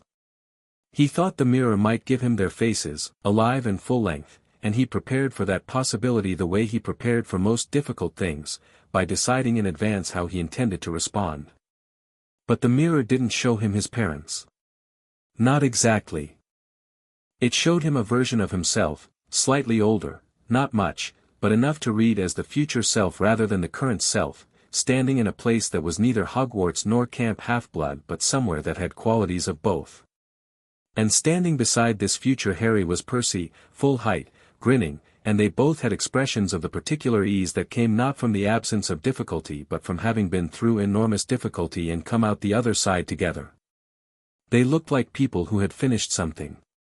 Harry stood in front of the mirror for a long time, not lost in it the way the inscription suggested you could get lost, but looking at it clearly, examining it the way he examined most things, not for comfort but for information. The mirror was showing him what he most deeply wanted, and what he most deeply wanted was apparently not fame or power or even his parents standing in front of him, but that. The thing on the other side of this year and whatever it was going to cost. The future where they both made it. Interesting, said a voice behind him. Harry turned without flinching. He had heard the footsteps 30 seconds ago and had been waiting to see who they belonged to. Dumbledore stood in the doorway of the unused classroom with his half-moon spectacles and his silver beard and his complicated eyes, and he was looking at Harry with an expression that Harry couldn't quite read, something between relief and recalibration. The look of a man who has been expecting to find a child transfixed by a vision and has instead found an 11-year-old standing in front of an enchanted mirror with the relaxed attention of someone at a museum. Most people who find this mirror, Dumbledore said, walking forward slowly, cannot look away. I can see why, Harry said. It's a strong compulsion charm. You'd have to know what you're looking at to resist it. Dumbledore stopped beside him and looked at the mirror's surface, and whatever he saw there he kept private. What do you see? He asked. Harry thought about it. Something real, he said, which was honest without being everything. Dumbledore looked at him sideways. Most 11-year-olds see their family. Or personal victory of some kind. What do you see? Harry asked. A pause.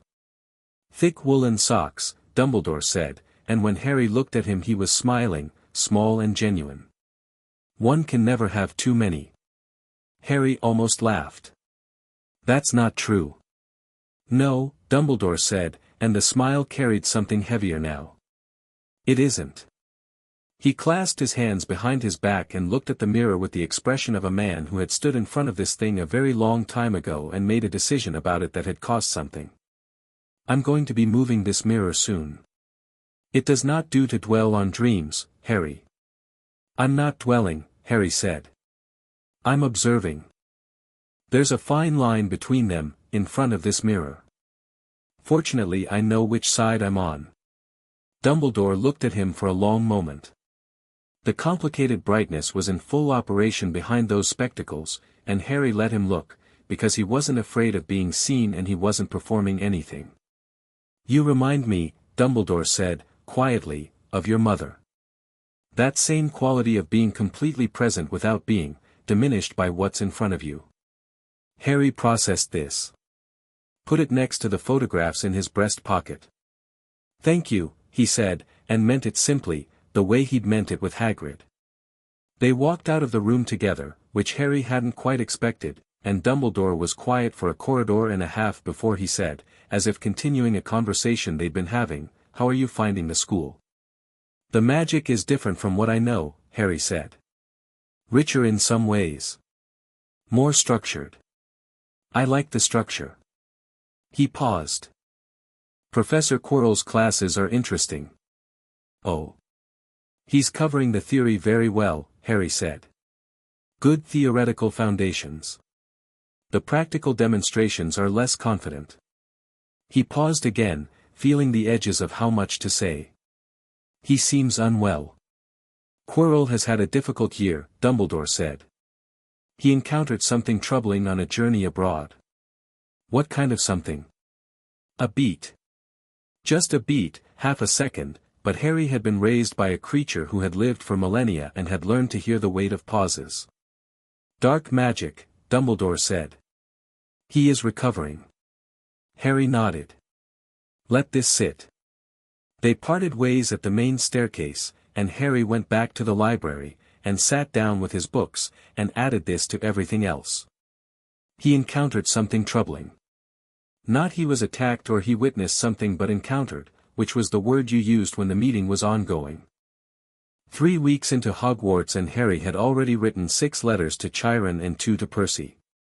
Chiron's responses were measured and careful, the way all of Chiron's communication was when he was managing what he revealed. Percy's responses were messier and more urgent, the quality of them shifting as October approached, as whatever was happening on Long Island began to accelerate. He was writing the 7th letter to Chiron, including Annabeth's question about Horcruxes, when Hermione sat down across from him with a stack of books and an expression that meant she'd found something and was deciding how to present it. "You were in the restricted corridor on Thursday," she said, without preamble. Harry looked up. "The 3rd floor. I saw you from the staircase landing. You were looking at the door.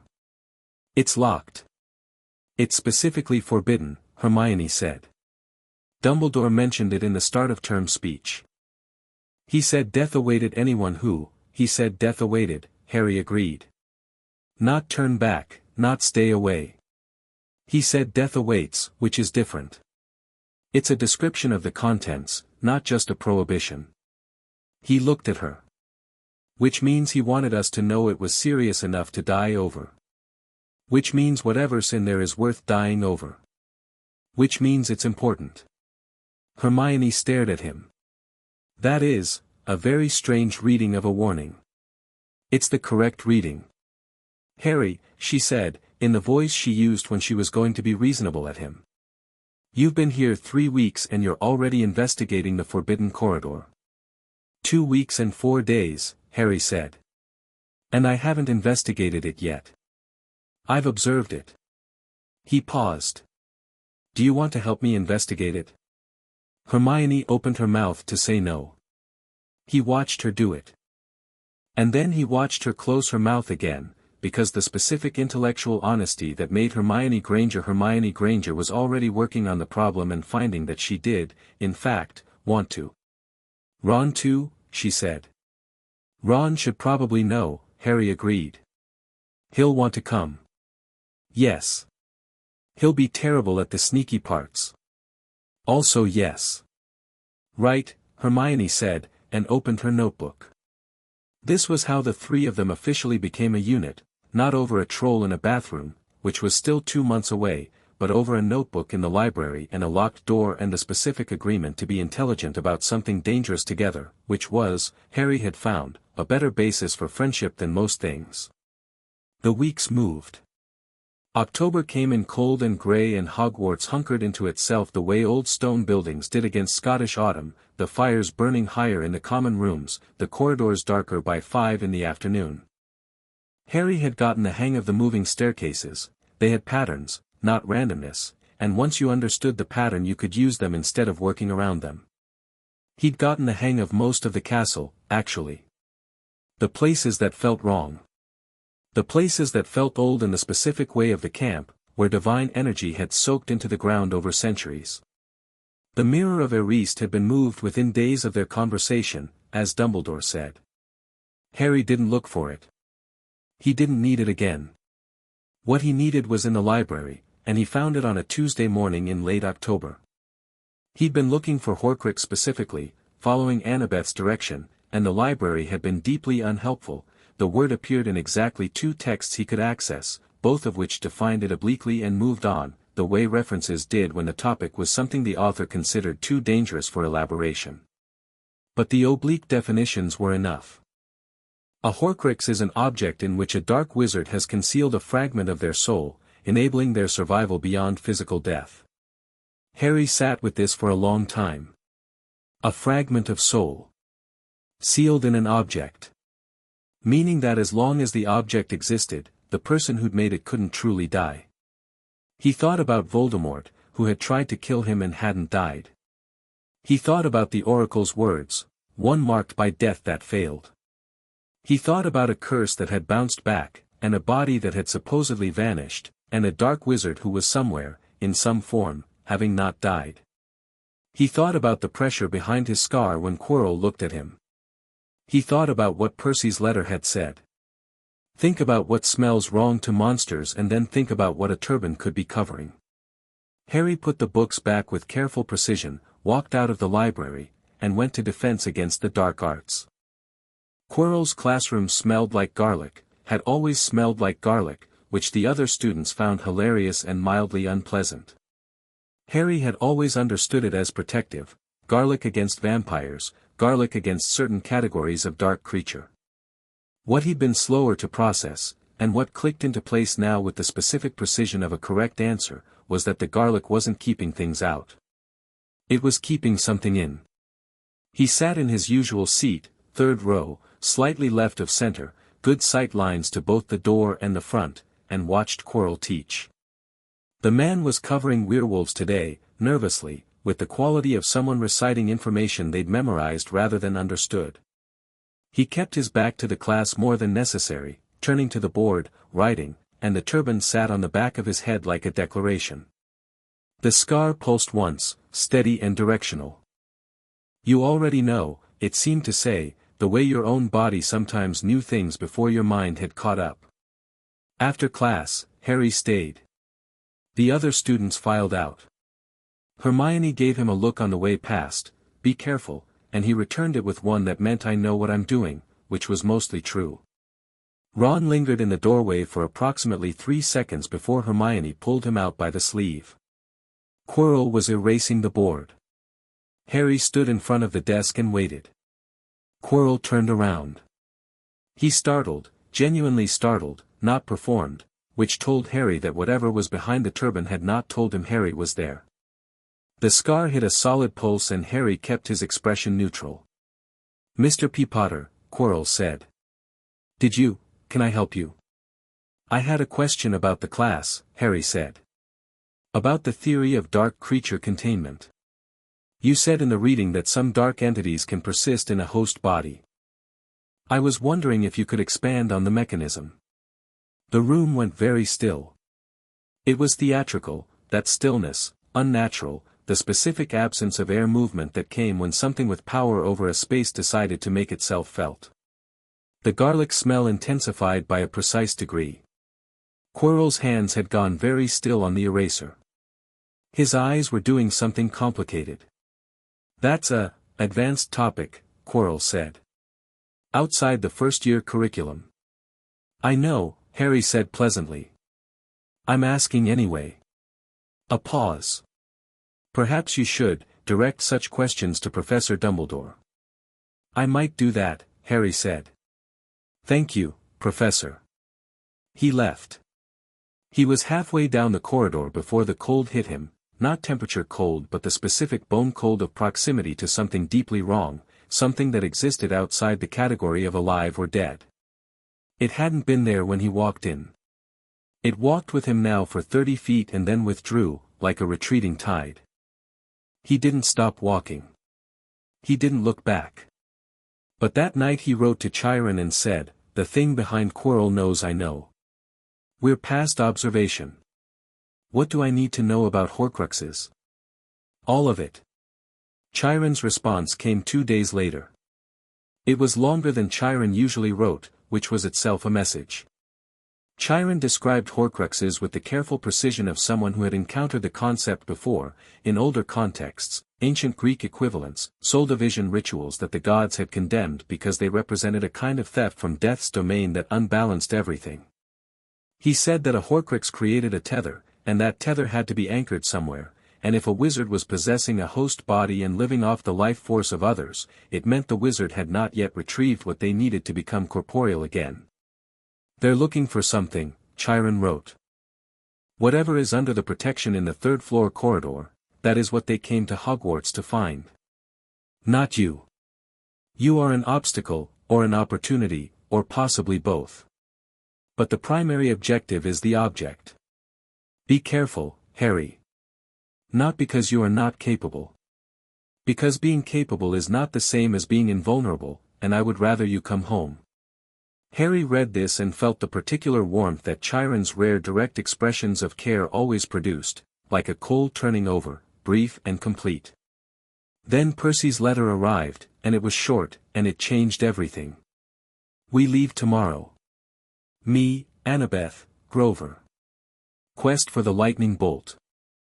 I don't know how long. I dreamed about the underworld last night. It was bad. Don't do anything without me until I get back.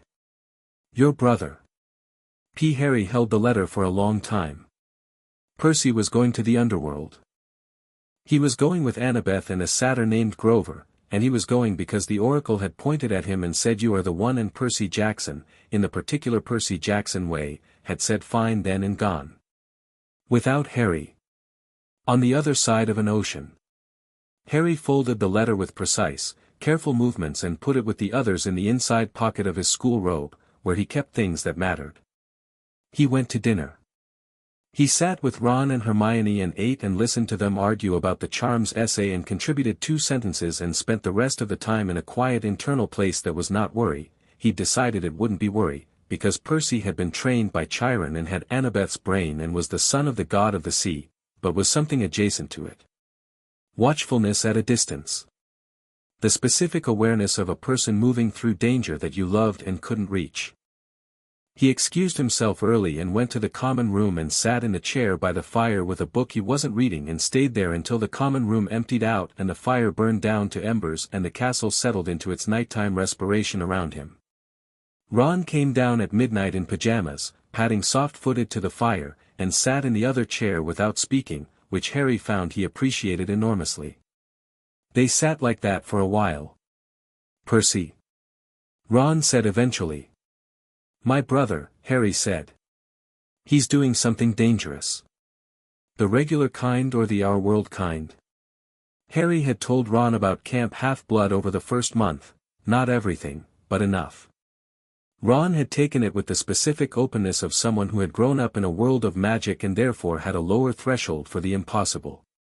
He'd been most interested in the monsters. He'd asked about the Hydra in detail. The mythological kind, Harry said. Ron was quiet for a moment. He's good, though. Your brother. He's the best, Harry said, and meant it without qualification. He'll be all right then, Ron said, with the simple confidence of someone who hadn't lived enough life yet to know that being the best didn't always mean coming back, and Harry loved him for it. He will be, Harry said, and chose to mean it. The fire popped. The common room smelled of old wool and fireplace ash. Couldn't sleep anyway, Ron offered, pulling his feet up under him. Fred and George were making something in the dormitory. It smelled terrible. What kind of something? I don't ask. Deniability. Harry almost smiled. Almost. Tell me about the chess problem, Harry said. The one you were working on before dinner. Ron's face changed, the chess face, the specific animation of someone talking about the thing they did better than anything else. He started explaining, and Harry listened, and the fire burned down, and the castle breathed, and somewhere across the Atlantic Ocean Percy Jackson was probably already on the road, moving toward a lightning bolt and an underworld and whatever the oracle had built into the end of his particular prophecy. Twin the prophecy must run. They were running separately now, and the distance was enormous, and all Harry could do was what he'd always done, move forward, stay sharp, trust the training, and know that on the other end of the summer, when they both came out of what was coming, they'd sit on the rocks by the water and trade everything. Hold the thread, he thought. Keep moving. Don't let go. He looked at the dying fire and listened to Ron explain the Ruy Lopez opening with the complete passion of someone who had found his best subject, and he let the warmth of it sit in him like a coal, and he kept the thread. Chapter 4, The Thief, the Stone, and the Storm. Percy was somewhere in the underworld. Harry knew this the way he knew certain things without being told, not through magic exactly, not through prophecy, but through the specific knowledge that came from sharing a life with someone for 11 years. The particular quality of the silence when a letter didn't arrive. The way the thread felt taut instead of slack. He knew, and he kept moving, because that was what you did when you couldn't go where the problem was. It was the first week of June, and Hogwarts was winding toward exams with the frantic energy of several hundred students who had spent the year enjoying themselves and were now facing consequences. The corridors ran hot with revision anxiety.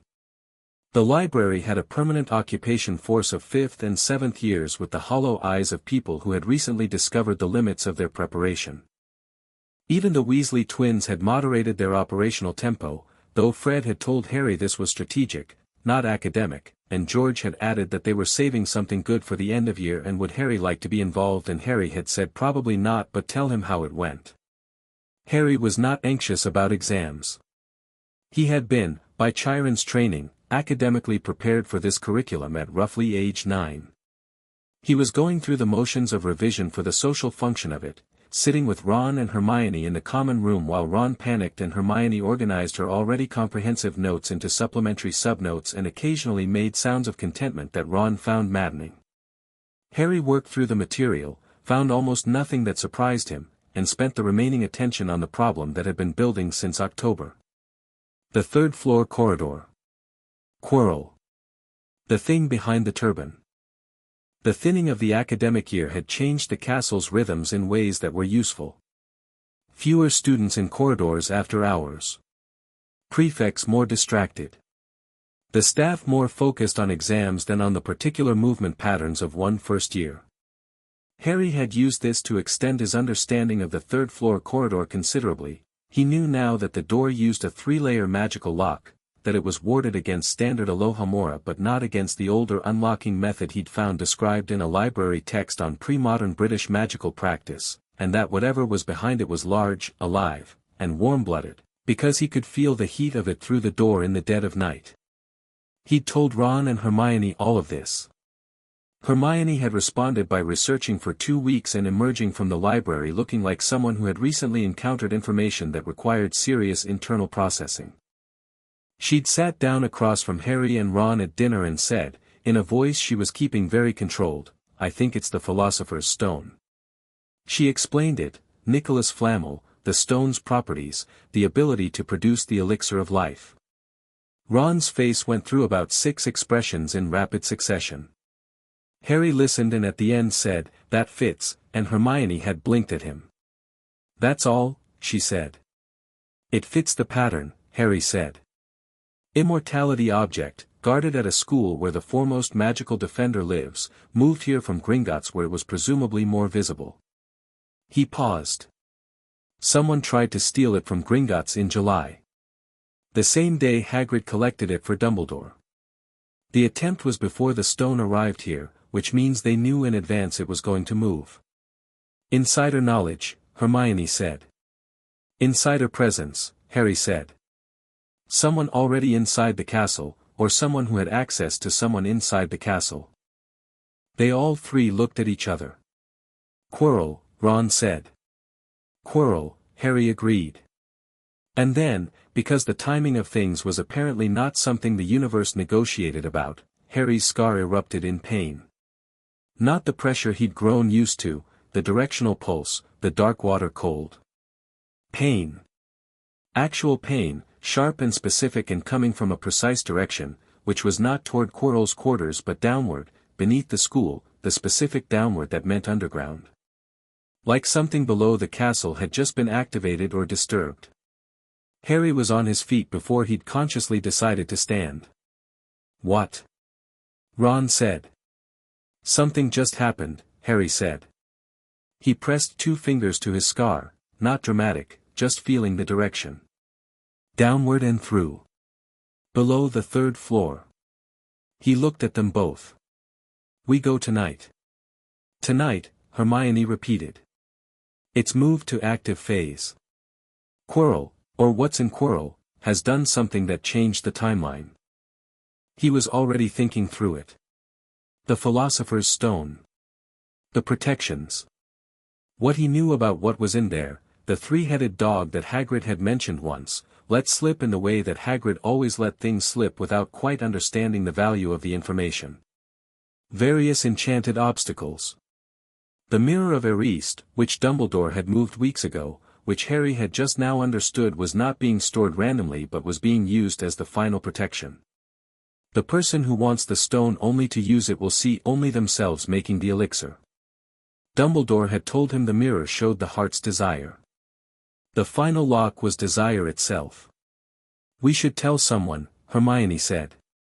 "A professor, Dumbledore was called away today," Harry said. "I saw him leave through the front gates this morning. So did Quirrell." He looked at her directly. "Hermione. The thing in Quirrell has been building to this since September. It's been waiting for Dumbledore to be absent. Tonight is the night." Hermione's jaw set in the way it set when she'd reached the end of her argument and found it insufficient. "Fine," she said. "We go tonight. But we do it right." "Always," Harry said. They did it right. Harry had the invisibility cloak. Dumbledore had sent it to him on Christmas morning with a note in handwriting that was not quite Dumbledore's, that said only your father left this in my care, and Harry had read the note and spent 10 minutes being quiet about it and then folded the cloak and put it carefully in his trunk and started working out how it could be useful. It was useful now. They went under it, all three together, which was cramped but workable, and moved through the corridors of Hogwarts at 2 in the morning with the kind of quiet that Harry could do naturally and had spent 3 months teaching Ron and Hermione through increasingly impatient drills in the common room that Ron had described as military and Harry had described as necessary. The third-floor corridor was empty. The door was already open. Harry stopped them with one hand, looking at the open door. The 3-layer lock had been broken from the outside. The wood of the door frame was scorched at the edges where the magical lock had failed, burned through from outside with something that had precision and power behind it. Not brute force. Knowledge. Someone had known exactly where each layer of the lock was anchored and had burned it at the root. "He's already in," Ron said, quiet. "Yes," Harry said. "So we go in after him," Ron said. It wasn't a question. "Yes," Harry said. "Right," Ron said, in the voice he used when he was scared and moving anyway, which Harry had come to think of as one of Ron's defining qualities. The dog was unconscious. Quirrell had used a sleeping charm, the traces of it still visible in the air like dissipating smoke if you knew what spell residue looked like. Harry did. It was a powerful casting, more powerful than a nervous, tremoring man should have been able to produce, which told him that whatever was currently running Quirrell was now operating much more openly, no longer conserving itself. They went through the trapdoor. The devil's snare was manageable. Hermione named it within 5 seconds of contact and produced a light charm that drove it back, and Harry had already started moving before it fully retreated, dropping into the chamber below. The keys were interesting. Flying keys, one correct one, 100 decoys, and broomsticks provided. Harry took one look at the swarm above them, identified the pattern. The correct key would be the one that was moving against the general movement of the swarm, the way the correct answer in a pattern usually moved differently from the distractors, and found it in about 40 seconds, an old-fashioned iron key with a slightly bent wing that was fighting the current of the others like a fish going upstream. He caught it on the first pass. Ron took one look at the chess set beyond the next door and moved to the table with the expression of a man who has trained his whole life for exactly this moment. "I've got this," he said, with a certainty that Harry had never heard in Ron's voice about anything else, and Harry believed him completely and said so, and stood back, and watched Ron Weasley become someone slightly larger than he'd been before as he looked at the board and started working. "We'll lose pieces," Ron said. "You need to get across. Harry, knight's position, here," he pointed. "Hermione, bishop, there. I'll take the knight." "Ron," Hermione started. "I know what I'm doing," Ron said. He did. He absolutely did. He sat on the chess piece and it moved to his direction and he played the board with a precision that made Harry think about what Percy had said once about chess, "It's just a different kind of battlefield," and felt him in the memory of it. It cost Ron a clean tackle that sent him sideways off his piece and onto the stone floor, and Harry was at his side immediately, checking, head, not bleeding, breathing, pulse, and Ron waved him off with a groan that meant go. I'm fine, go. You're sure, Harry said. The board's won, Ron said, through what was probably a headache. Hermione stays with me. You go. Hermione looked at Harry with an expression that was very precisely balanced between professional assessment of the situation and genuine fear, and he held her gaze for a second that said everything he needed it to say, and then he turned and went through. The potions chamber had a riddle on the table. 7 bottles, different substances, 1 forward and 1 back and 4 that would fell you. Harry looked at the verse once, worked it out in under a minute, size and smell and position in the sequence, and drank the correct bottle without hesitating. Cold fire. Then nothing. Then the door. He went through. Quirrell was already at the mirror. The chamber beyond was not large. It had the quality of somewhere that had been hollowed out specifically, not a natural room but a made thing, a vault, with the mirror standing at its center in the torchlight and Quirrell standing in front of it with both hands raised toward the glass, and whatever was usually nervous and tremoring about the man entirely absent.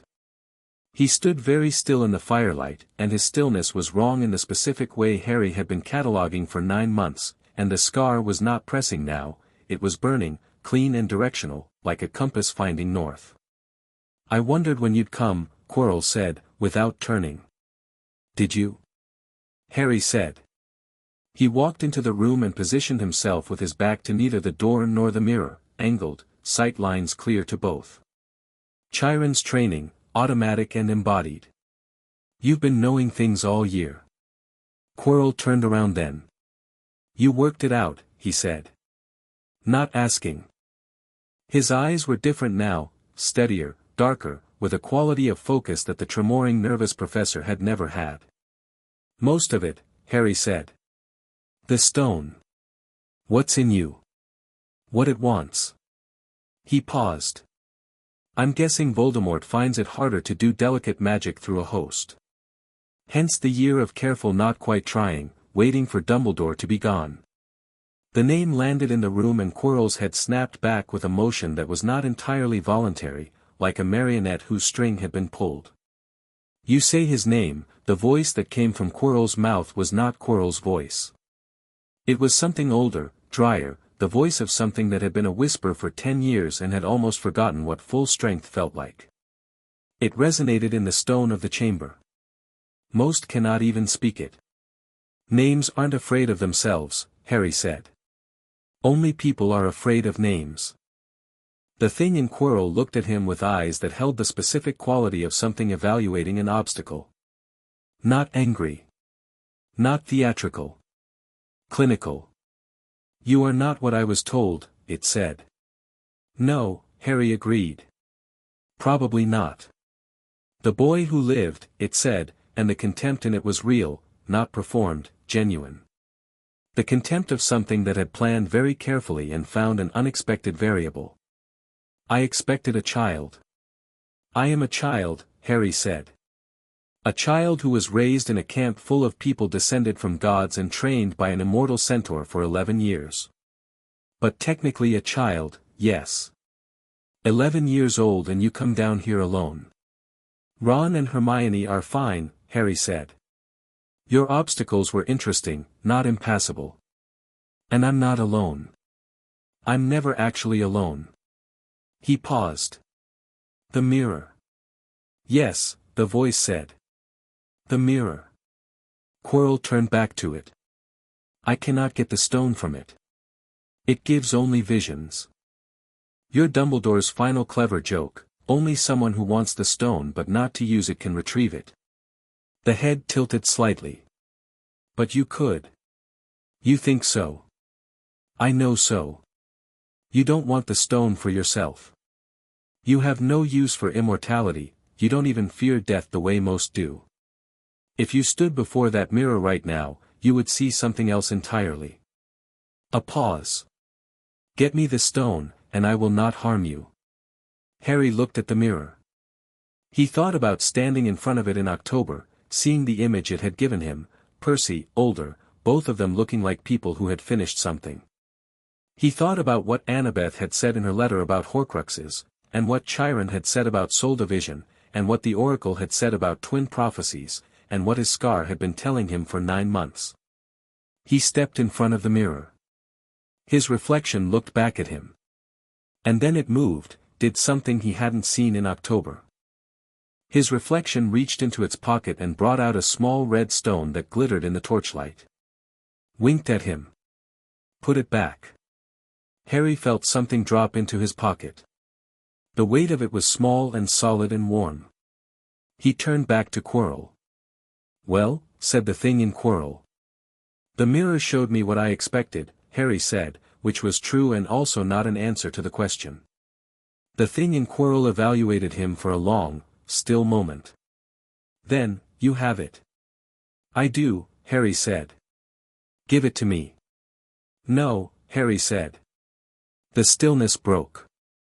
Quirrell moved with the speed of something that was not limited by Quirrell's body's usual constraints, faster, stronger, driven by something that didn't feel pain the way a body should, and Harry sidestepped the first grab with the footwork of 11 years of arena training and drove his elbow into Quirrell's arm and stepped back, widening the space. "I don't want to fight you," Harry said. "You specifically." The man. He meant it. "Whatever's got hold of you chose badly. You didn't deserve this." "Quirrell chose freely," the voice said, and Quirrell lunged again. Harry was faster. Not because of any magical advantage, he didn't have a wand in his hand, hadn't drawn it, was operating on instinct and training and the specific economy of movement that Chiron had drilled into him until it was neural, not conscious. He moved with the attack instead of against it, redirecting rather than blocking, using Quirrell's momentum, and his hand caught Quirrell's wrist as they came together. The reaction was instant and total. Quirrell screamed. Not from pain Harry had inflicted, from what Harry's touch did to him. The skin under Harry's hand blistered and smoked and Quirrell screamed with his own voice, Quirrell's voice, and wrenched away, and where Harry had held him the skin was cracked and scorched in the precise shape of Harry's fingers. Harry let go immediately. Stared at his own hand, his skin was fine, unmarked, his hand was fine. But Quirrell was crumbling. Not metaphorically. Literally. The contact of Harry's skin against whatever was possessing Quirrell's body was like acid on something it had no defense against, and Quirrell's hands were disintegrating at the fingers, unraveling like old cloth, and the voice that was not Quirrell's was screaming now too, a sound that had no human register to it, thin and enormous. "What are you?" the voice of Voldemort said, and it was not rhetorical, it was the first genuinely confused thing it had said. Harry didn't know. He was 11 years old and standing in a stone chamber under Hogwarts and his touch was killing a possessed man, and he had known since October that something was wrong with Quirrell but he had not known this, had not known that whatever protective magic his mother had left on him was this active, this present, this lethal. He stepped forward. Not out of cruelty. Not to finish something. He stepped forward because Quirrell was falling and there was still a man in there and Harry reached out, not to touch again, just to catch, just to slow the falling, and the thing in Quirrell threw itself backward with everything it had left, one last convulsive effort, and the back of Quirrell's head split open like a mask. What emerged was not a body. It was not quite a shape. It was something that existed in the space between categories, a grey and vaporous thing with red eyes and a face that was flat and noseless and carried a hatred so old and so concentrated it had become impersonal, a hatred that was not about Harry specifically but about life itself, about the fact that life persisted where death had tried to intervene. It passed through Harry.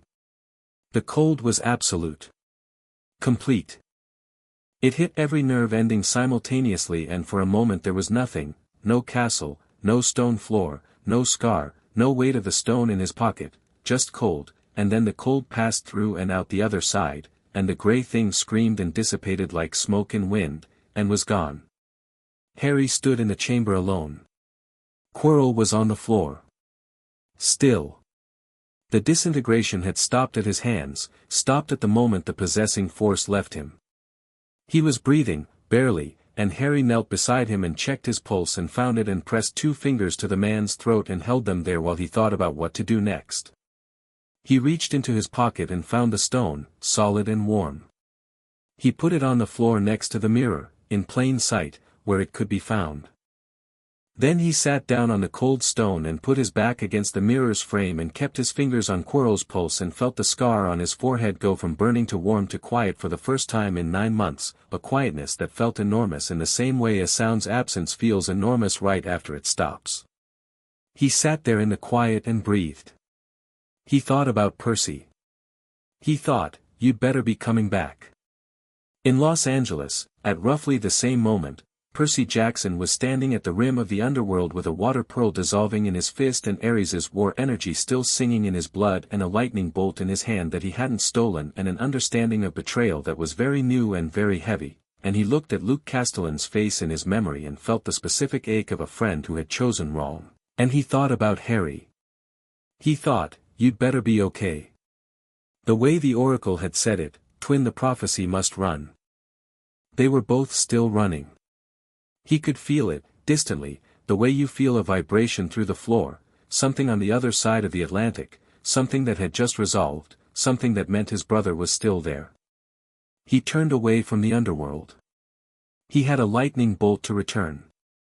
The train to New York was long and Annabeth slept most of it, her head on her backpack, her dagger in her hand even in sleep, and Grover sat across from him with his hooves tucked up on the seat and said, very quietly, "He's okay, right? Harry?" "Yeah," Percy said. He was looking out the window at the American dark scrolling past, the occasional lit town going by. "He's okay. You know that or you feel it?" "Both," Percy said. Grover nodded and went back to his tin can. He'd been eating them methodically since the underworld, the specific comfort eating of a satyr who had been more scared than he was willing to admit.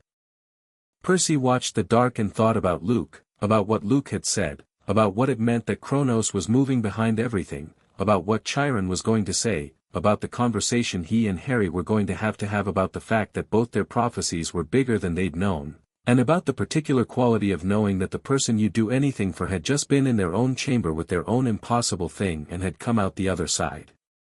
He thought about the oracle's words and turned them over and found in them something he hadn't fully seen before: let neither bow to fate alone. Not let them not bow. Not let them defeat fate. Bow to fate alone. As in, the only condition being condemned was facing it solo. Together, the oracle had said, in its complicated way. Not instead of your own battles. But together as the underlying state of things, the thing that couldn't be removed without breaking the prophecy entirely. He put his head back and looked at the train ceiling. "Annabeth," he said. "I'm asleep," she said, immediately. "When we get back to camp, Percy. I need to ask you something about Horcruxes." A pause.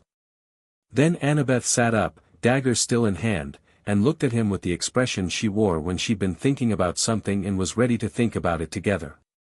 "What do you know about Horcruxes?" "Harry's been researching them. He thinks Voldemort made one. Possibly more than one." Annabeth was quiet for a long time, the train rocking beneath them. Then she said, "How many do you think?" "I don't know yet," Percy said. "But Harry found the stone. And whatever was left of Voldemort was at Hogwarts. Which means he didn't have a body. Which means his Horcruxes are somewhere and he's going to keep trying to come back until they're destroyed." "So this isn't over," Annabeth said. "This part is," Percy said. "The next part hasn't started yet." Annabeth looked at him with the analytical consideration she applied to everything, working the angles, running the logic. Then she said, "We're going to need a plan." "Obviously," Percy said. "But first we need to get through the next 12 hours without Zeus destroying us." "Right," Annabeth said. "Priorities." She lay back down. "Percy." "Yeah. The lightning bolt situation is resolved." She said it with the tone of someone who had been carrying the operational awareness of the problem since the beginning and was doing a final check. "Should be, once we return it." "Good. Then we can worry about Voldemort after." She closed her eyes again. "Also I named a theory after the mirror Harry found. The Ariste principle. The idea that protective magic is desire-based, not ability-based. I think Harry's mother's sacrifice created something that gets stronger against dark desire specifically. Percy stared at her. When did you work that out? He said. Last week. I've been waiting for a relevant moment to introduce it. Percy shook his head slowly. You're terrifying. Thank you, Annabeth said, and went back to sleep. The hospital wing at Hogwarts smelled of clean linen and the specific herbal quality of wizarding medicine, and Harry woke in it to sunlight and Dumbledore sitting in the chair beside his bed. He felt fine.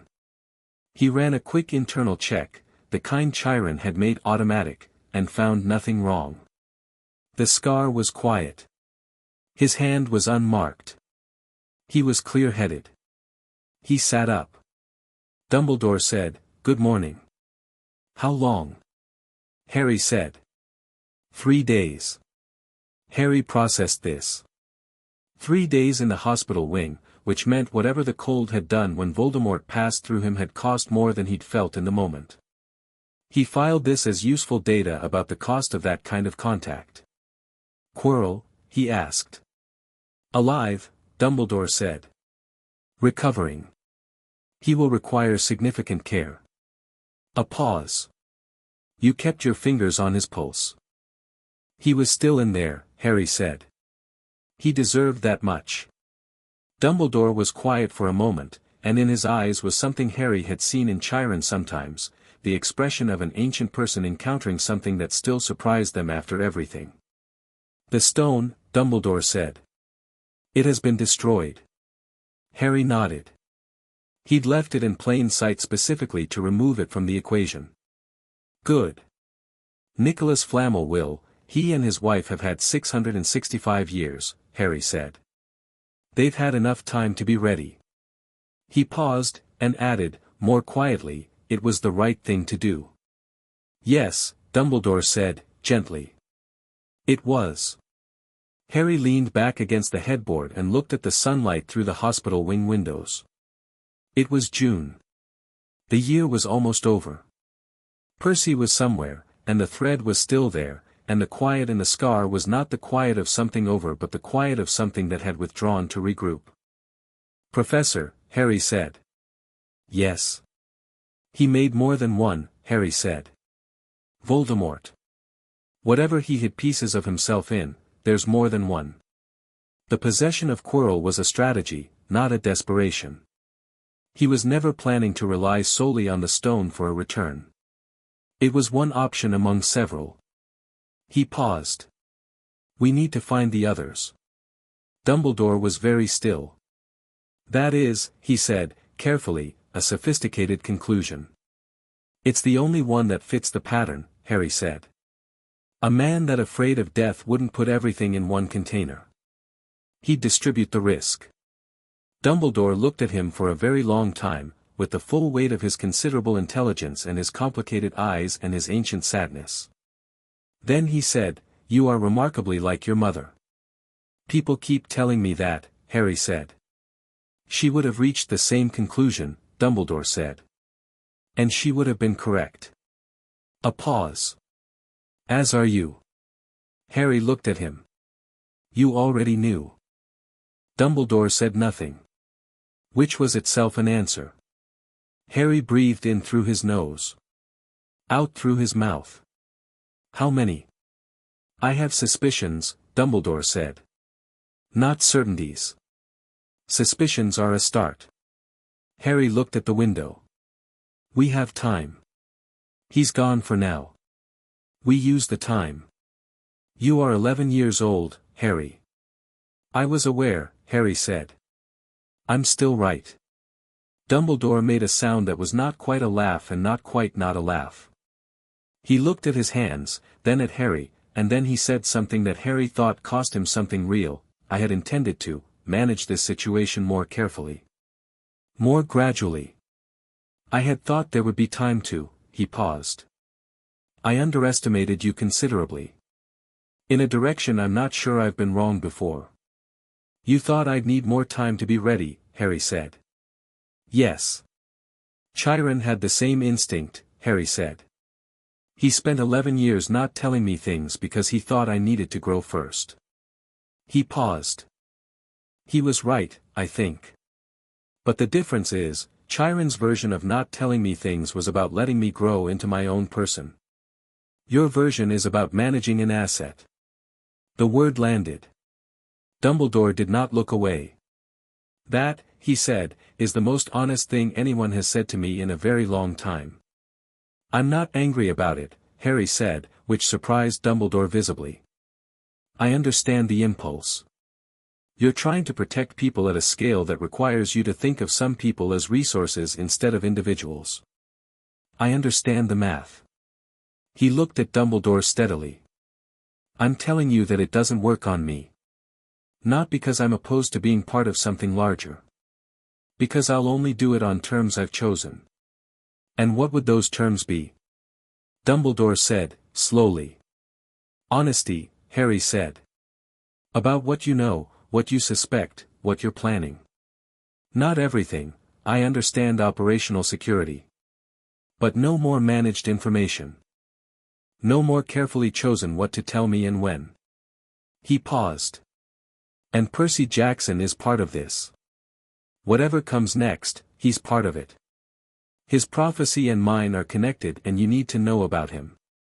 Dumbledore was quiet for a long moment. Then he said, tell me about Percy Jackson. And Harry did. He told Dumbledore about the camp, about Chiron, about Percy, not everything, but the architecture of it, the shape of the two prophecies and how they ran parallel and what the oracle had said.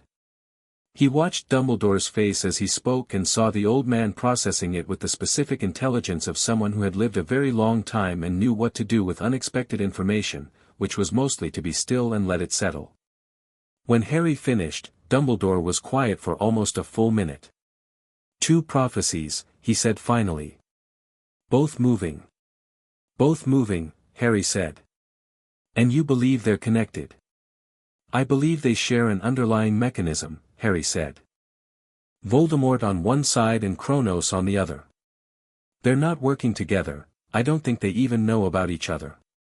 But they're operating from the same principle. The idea that a specific generation can be unmade. That if you eliminate the children who carry certain kinds of power, you clear the path. He paused. They're both wrong about that. But they're going to keep trying. Dumbledore looked at him with the full, quiet weight of everything he was. Harry, he said. I am sorry. Harry considered this. For what specifically? For thinking of you as anything other than yourself. Harry nodded. Accepted this. Let it settle the way he'd let Chiron's explanations settle, not dismissing them, not being consumed by them, just placing them in the right position relative to everything else. Now, Harry said.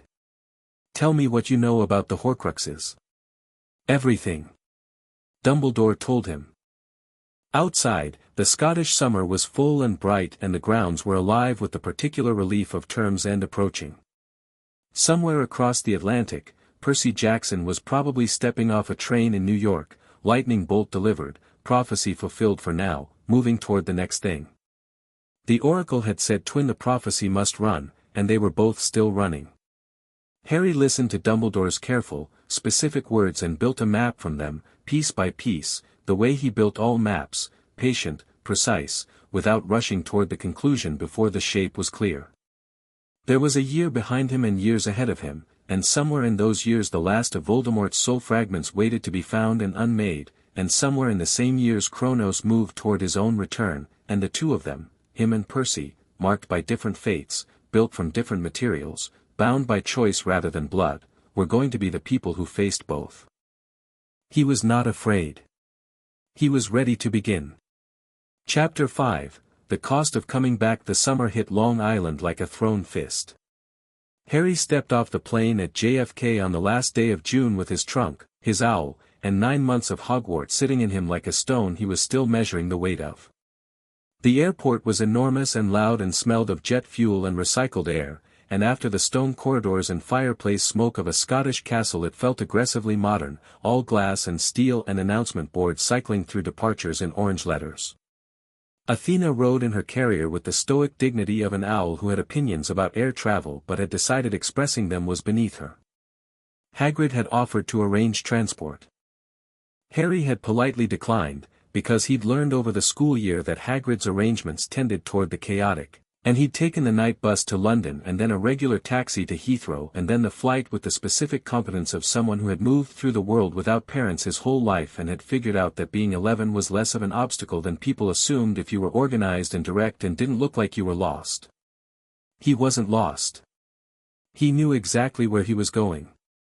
The camp van met him at the farm road boundary, an old blue van with a cracked windshield that one of the Hermes kids drove with cheerful disregard for traffic laws. Harry loaded his trunk into the back and watched Long Island roll past the window and felt the magic of the camp borders register when they crossed them, that specific shift in the air like a pressure change, like the world exhaling.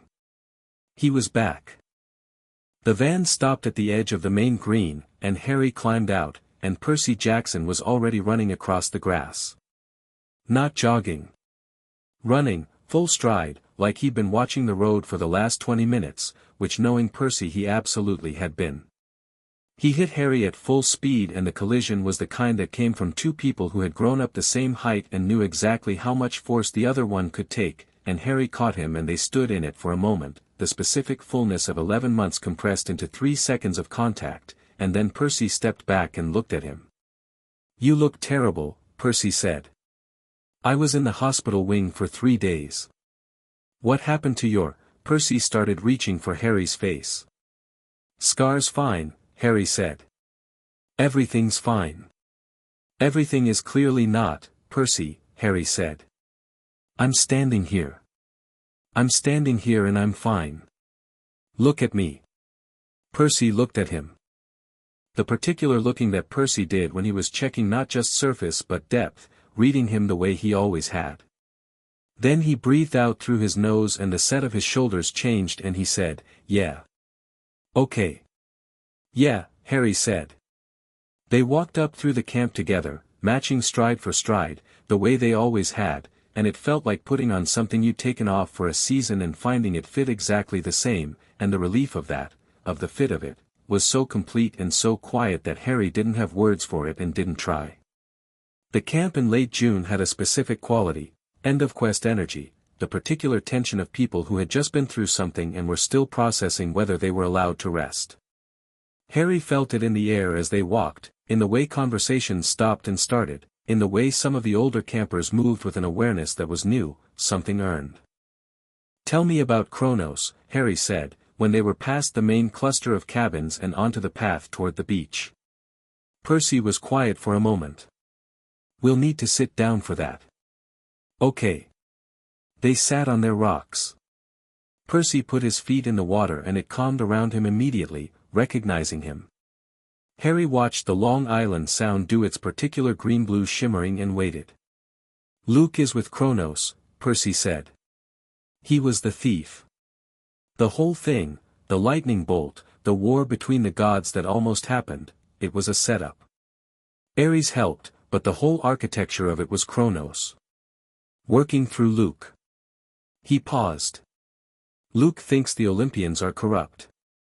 Thinks they've been using demigods as tools for too long, not caring when we die, treating us like footnotes." Another pause. "He's not entirely wrong about that part." Harry considered this. "He's wrong about Kronos being the solution." "Yeah." Percy's jaw was tight. "But it's complicated because he's right about the problem. You know how, the worst kind of wrong is the kind that's built on something true." "I know," Harry said. "We were friends," Percy said. The words were quiet and carried weight. "Luke. Before. He was good, or he was trying to be, and something in how things went turned him. He picked up a stone and held it without throwing it. I keep thinking about what would have happened if it had been him the oracle pointed at instead of me. If he'd had a prophecy of his own that gave him something to move toward instead of something to push against." "Prophecies aren't solutions," Harry said. "No. But their direction." Percy turned the stone over. "I've been thinking about that a lot. Direction versus prescription. The oracle told me what I'd face. It didn't tell me who I'd be when I faced it. Those are different things. Harry looked at him. Percy had been 13 when he left for the quest, and he was 13 now, and something had shifted in the architecture of him, not older exactly, but more fully himself, the way things became when you tested them under pressure and found them solid. Tell me the rest, Harry said. About the underworld. Percy told him. He told him about Medusa and Echidna and the Arch. About Ares on the beach, and the battle in the surf, and the specific quality of fighting a god of war and winning not because you were stronger but because you wanted it differently than he did. About the underworld, Chiron, the fields of Asphodel, Elysium, the way the dead moved. About Hades, who had turned out not to be the villain, who had his own stolen item and his own legitimate rage, and Harry listened to this specifically and thought about the way both their years had turned on the same mechanism, the person you were told was the enemy being complicated, and the real threat wearing a different face. About the pearl, and his mother's voice, and the moment of choice in the chamber. About Olympus, and Zeus's grudging acknowledgement, and Poseidon's hand on his shoulder for the first time, and what that had been like. Percy's voice went quiet at that part, specific and careful, the voice he used when he was handling something he hadn't fully processed yet. What was it like? Harry asked. Meeting him. Strange, Percy said. He's not warm. Not the way Chiron is. He's the god of the sea, which means he's enormous in the way the sea is enormous, and when he looked at me it was like being looked at by something that contains multitudes in a way that I don't think has room for just one kid. He paused. But he was proud. I could feel it. And that mattered. I didn't know how much it would matter until it happened. Harry nodded. Put this next to the photographs in his breast pocket. 2 different kinds of parents. 2 different experiences of encountering them. He thought about James Potter's grin in the moving photograph and the way his own breath had caught, and he thought about what it would mean to have that person look at him and feel proud. You're thinking about your dad, Percy said. Both of them, Harry said. James and whoever Chiron becomes when you use that word. Percy looked at him sideways. Chiron's our dad, he said, with the simple firmness of someone who had decided this was non-negotiable. The other ones are something else. Important, real, but something else. Yeah, Harry said. Yeah, you're right. I know. Don't get used to it. Percy threw the stone. It skipped 7 times. Still showing off. They sat for a while in the comfortable specific silence that only existed between people who had grown up in the same rhythms, and then Percy said, Chiron wants to meet. Tonight, after dinner. He said both of us. Does he know you already told me about Kronos? He definitely knows and is definitely pretending not to for the sake of the formal briefing format. Right, Harry said. And the prophecy? Percy was quiet for a moment. He knows we know about it. The oracle fragment from your birthday. He paused. Harry. Do you think he knows the rest of it? The full version? Yes, Harry said, without hesitation. Since when? Since always, probably. He paused. Since before us. I think the prophecy came first and we came after, and Chiron has been building backward from the ending, trying to give us everything we need to face it. He paused again. I'm not angry about it. I am, Percy said. I know. A little. I know. It's our lives, Percy said. It should be, ours, Harry said. Yeah. He looked at the water. It will be. That's what the oracle said. That it has to be both of us. Which means it's already ours more than anyone else's. Percy digested this. The water moved. Tell me about Hogwarts, he said. The real version. Not the letter version. So Harry told him.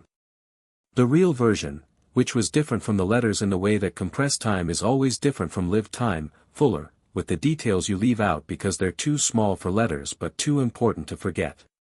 He told Percy about the hat and what it had said. About Ron's chess playing and Hermione's notebooks and the specific uncomplicated quality of Ron's loyalty and the compressed quality of Hermione's realness. About Quirrell and the months of watching and the moment in the chamber when his hands had done what they'd done. Percy listened to the part about the touch, about Quirrell's skin cracking, about what Voldemort had felt like passing through, with an expression that got very still. "Your mom," Percy said. "Yeah. Her magic is still in you. Apparently. And it's active. Not passive. It doesn't just protect you, it retaliates." "It did against Voldemort specifically," Harry said. "I don't know if it's general or targeted. I didn't exactly run experiments." "Noted for future research," Percy said dryly. "The important part is the Horcruxes," Harry said. Dumbledore confirmed it. "Multiple containers. He has suspicions about specific objects. He's going to spend the summer finding out." He paused. "He knows about Camp Half-Blood now. He knows about you. About the parallel prophecies." Percy looked at him sharply. "You told him?" "He needed to know," Harry said. "The two situations are connected." "Not directly, Voldemort and Kronos aren't coordinating. But they're running the same play from different directions. If we're fighting both we need people who know about both." "Dumbledore isn't going to involve himself in a Titan war," Percy said. "No," Harry agreed. "But Chiron might be willing to involve himself in a Horcrux hunt. And having Dumbledore know the full picture means he can't keep operating on incomplete information about me. About what I am. About what resources I actually have." Percy was quiet, thinking this through. He had the same face he used for difficult chess problems, not quite frowning, but narrowed behind the eyes, working through the sequence. Then he said, "Chiron's going to say you took a risk.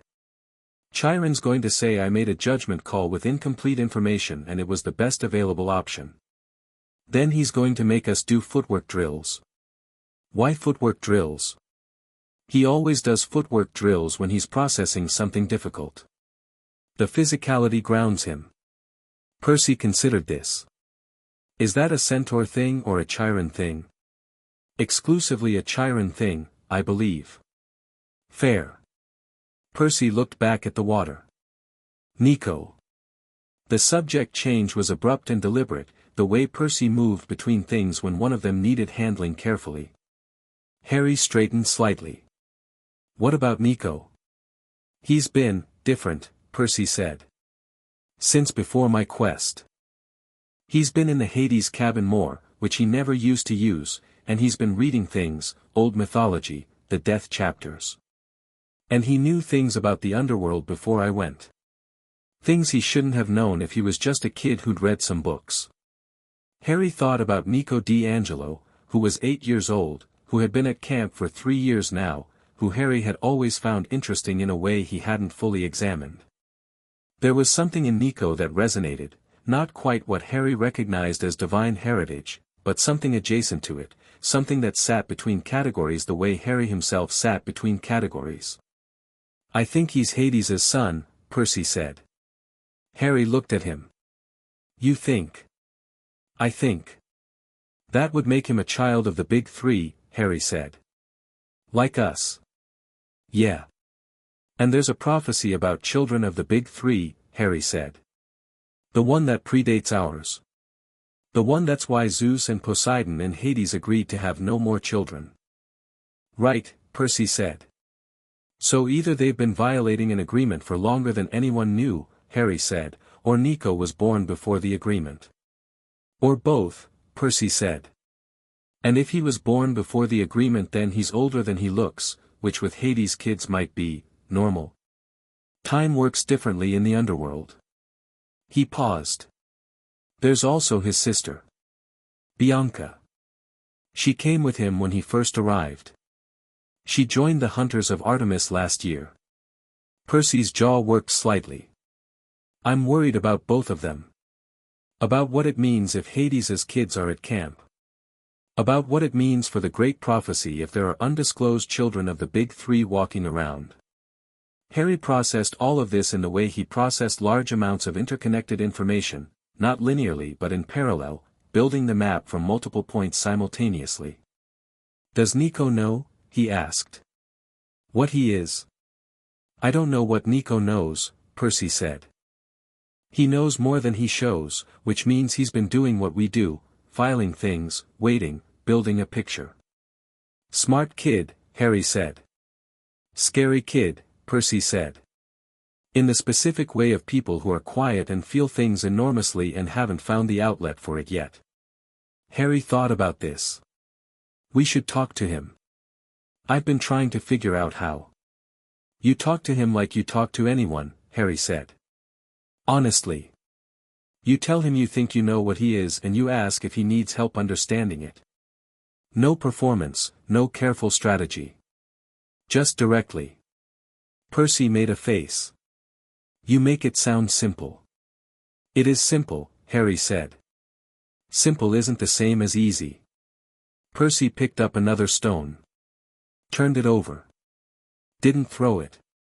"Sometimes I forget how much you sound like Chiron." "That's a compliment." "It really is." Chiron called them to his office after dinner, which smelled of cedar and the particular evening air of Long Island, and he was in his full centaur form, which was the form he used when he intended to be entirely himself, not performing the wheelchair-bound activities director that he maintained for the camp's mundane facade, but actually, fully Chiron. He looked at them both when they came in and he looked at them the way he always looked at them, the ancient eyes doing the specific calculation of someone who had been training heroes for 3 millennia and had seen more outcomes than he could count, measuring the two of them against everything he'd put into them. "Sit down," he said. They sat. First, Chiron said, "Are you both well?" "Yes," Harry said. "Physically yes," Percy said. "Everything else, still processing." Chiron nodded as if this was the correct answer. "Good. Processing is appropriate. Anyone who goes through what you've both been through and emerges without anything to process hasn't been paying attention." "Chiron," Percy said. "Yes. The full prophecy," Percy said. "The one the oracle gave in pieces. We've heard fragments. We need the whole thing." Chiron was quiet for a moment. The cedar and storm smell of his office moved around them. "The oracle gave me the full version," Chiron said, "in the autumn of 1981. The same week Harry arrived at camp." He paused. "I have been sitting with it for 11 years, and I will tell you now that there is no version of this conversation that feels the right time, which means all times are equally inadequate, which means now is fine." He closed his eyes briefly, the way he did when accessing something memorized rather than read, and spoke. "When the sea sun stands at the crossroads of time, and death-marked child walks into thunder's rhyme, 2 threads of fate the ancient fates have spun, neither complete unless run as one. The Titan's heir shall rise from broken ground, the Dark Lord's leash unslipped, no more bloodbound, one marked by death shall face the death he made, one born of sea shall walk the river's shade. But where they meet, the twin-born thread holds fast, what neither starts alone shall be what lasts. The choice at the end belongs to them alone, 2 thrones of fate, or neither claims a throne." The office was very quiet. Harry sat with the words and let them expand, the way you let large things expand before you tried to handle them. He heard it in layers, the surface meaning, the structural meaning, the specific phrases that carried more than the others. One marked by death shall face the death he made. The Horcruxes. One born of sea shall walk the river's shade. The underworld, which Percy had already done, which meant either it hadn't finished or it would recur. 2 thrones of fate, or neither claims a throne. That one sat in him and pressed. Percy had gone very still. He was staring at a point on the floor with the intensity of someone doing rapid mental arithmetic. "The death he made," Percy said. "The Horcruxes," Harry said. "More than one encounter," Percy said. The underworld line is past tense for me, but it doesn't read like it's finished. Like there's another going. Agreed, Harry said. 2 thrones of fate, Percy said. Kronos wants Olympus, Harry said. Voldemort wants dominion over the wizarding world, which from his perspective is a kind of throne. So the choice at the end, Percy said, slowly, is whether we let them have the thrones. Or whether we take them for ourselves, Harry said. They both looked at Chiron. Chiron said, the oracle does not specify which choice you make. Only that the choice belongs to you. That's intentional, Harry said. Yes, Chiron said. You've known for 11 years, Percy said. His voice was even, but Harry heard the specific texture underneath it. You knew what we were heading toward. Both of us. From the beginning. Yes, Chiron said. And you chose not to tell us because a prophecy given to children becomes a prescription, Chiron said, and his voice carried the weight of 3,000 years behind it, the specific weight of someone who had watched prophecies unmake the people they named because the named people had made the prophecy the whole of themselves. Achilles knew his fate. Heracles knew his labors. Knowing shaped them before they were ready to be shaped.